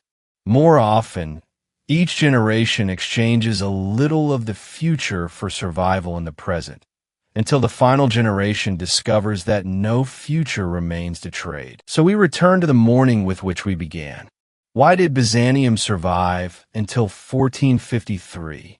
Because it never relied on strength alone. Strength explains ages of victory. It cannot explain survival after defeat. The empire's true talent was organizing whatever resources remained, turning the past into legitimacy, turning its enemies' rivalries into time, placing every available person behind a wall, and prolonging a defeat until the cost became painful for the other side as well. When it lost land, it withdrew toward the straits. When it lacked soldiers, it purchased allies. When it lacked money, it sold titles and privileges. When its capital was taken, it carried the empire into courts in exile. When its political territory contracted, it allowed culture and faith to travel beyond the frontier. But this ability had limits. Diplomacy could buy time. It could not manufacture population. Walls could stop older forms of siege warfare. They could not absorb artillery forever. Magnificent memory could preserve identity. It could not replace tax revenue and ships. The fall of Constantinople in 1453 was not a punishment for excessive intrigue or incorrect belief, and it was not proof that one civilization was naturally destined to replace another. It resulted from technology, demography, finance, regional politics, and centuries of war, turning the event into a simple contest between good and evil removes the very complexity that makes the history worth telling. After the Byzantine state ended, its influence did not fall beside the emperor at the gate. Orthodox worship, church structures, and artistic traditions continued through the Balkans, Eastern Europe, the Caucasus, and Christian communities of the Middle East. Roman law, reorganized and preserved in Byzantium, became a major resource for many later legal systems. Classical Greek texts entered new intellectual networks through Byzantine copying, teaching, and migration. Domes, mosaics, icons, court ceremony, and ideas of empire were borrowed and transformed by different states. The Ottomans inherited Constantinople's geographical centrality and drew on parts of its administrative, human, and ceremonial resources. Historical inheritance is never a complete chest passed intact from one owner to the next. It is many people taking different objects from the ruins and placing them inside new worlds. Even the later fate of the word Byzantine carries an irony. It is often used to describe institutions so complicated that they become maddening, or politics so indirect that they appear sinister. It is as though the empire's greatest legacy were a maze. But Byzantine complexity came from standing at the crossroads of Europe and Asia, governing many languages and religions, inheriting 1,000 years of law, and continually confronting new enemies. A simple system may look clean and elegant. It may not be capable of managing a reality this complicated. Byzantium's problem was not that it was too complex. It was that the world it faced was complex already. In the mosaics of Hagia Sophia, emperors sometimes appear holding models of a city or church and offering them to a sacred figure. It is an accurate image of how imperial rule understood itself. The emperor did not truly own the empire. He held it temporarily in his hands and was expected to pass it onward. Constantine raised the new city. Theodosius gave it walls. Justinian gave it a dome. Heraclius preserved it in an age of catastrophe. The Macedonian emperors made it shine again. The Komnenoi extended its strength. The rulers in exile at Nicaea lifted it from the ashes of 1204. The Palaeologi protected its name over an ever smaller territory. By the time the model reached Constantine XI, it was cracked and incomplete. He still carried it to the final wall. So when we hear the phrase, the complete history of the Byzantine Empire, we should not see only a city ending beneath cannon fire. We should see it emerge from the Roman crisis of the 3rd century. We should see Constantine choose the straits. We should see Eastern Romans continue calling themselves Romans after the Western throne disappeared. We should see Justinian raise a dome over the ashes of revolt. We should see Heraclius win the final war of an old world and immediately encounter a new one. We should see icons scraped from walls and later painted again. We should see scribes preserving books, missionaries creating alphabets, generals setting ambushes in mountain passes, merchants bargaining at the docks, empresses altering decisions inside palaces, and farmers in distant fields paying the taxes that kept the walls standing. We should also see how civil war after Manzikert proved more dangerous than the battle itself. We should see cooperation and suspicion growing together during the First Crusade. We should see allies become besiegers in 1204, and people in exile at Nicaea insist that the Roman throne had not ceased to exist. We should see a small force retake Constantinople by night in 1261. We should see late Byzantine scholars study the ancient world with even greater care as their own territory contracted. And we should see the final defenders fight by day and rebuild the walls by night. Only when all these scenes are connected do we begin to see the true life of Byzantium. For more than 1,000 years, the empire repeatedly answered the same question. When you no longer possess the power of your past, can you still preserve the identity of your past? Byzantium's answer was never a beautiful slogan. It was a sequence of actions, sometimes noble, sometimes cruel, sometimes brilliant, and sometimes absurd. It preserved Rome and changed Rome. It believed in eternity while compromising every day. It placed the emperor at the center of the world while repeatedly relying on foreign soldiers. It pursued unity and was torn by religious argument. It lost territory and sent its culture farther away. On the morning of May 29th, 1453, the last emperor entered the fighting, and the continuous rule of the Roman state in Constantinople came to an end. But if history is also the movement of memory, institutions, and culture, Byzantium did not disappear completely at that moment. It passed into the song of churches, the language of legal codes, the stone of cities, the ink of manuscripts, and the imagination of later generations. The empire failed to hold its own city. It succeeded in making the world continue using much of what it had preserved and created. And that is the answer to the question posed at the beginning. The most astonishing thing about Byzantium is not that it fell. It is that it postponed that fall for more than 1,000 years. More astonishing still, when the end finally came, it did not surrender its entire inheritance to death. We have finally reached the end of this long and quiet journey through the complete history of the Byzantine Empire. From the moment Constantine traced the first boundary of New Rome beside the Straits to the moment the final emperor removed his insignia and vanished into the fighting in the mist of May 29th, more than 1,000 years of history have now closed their final page. The light has burned low, like the last torch upon the walls.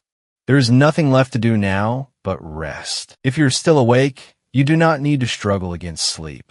Another quiet story is waiting on the screen, and whenever you are ready, you can drift into it and fall asleep with us. If you enjoyed this journey, you're always welcome to like the video, subscribe, or leave your thoughts in the comments below. Let the stranger who discovers this quiet corner tomorrow know how many people once traveled this long road together. But for now, leave all of that until morning. Let your shoulders sink completely into the bed. Allow your breathing to become slower, little by little. Gently close your eyes and let the vast and heavy history of Byzantium settle softly into the dark. I'm Jason from the Eastern Historian. Good night and sweet dreams. The next story will be waiting quietly whenever you are ready.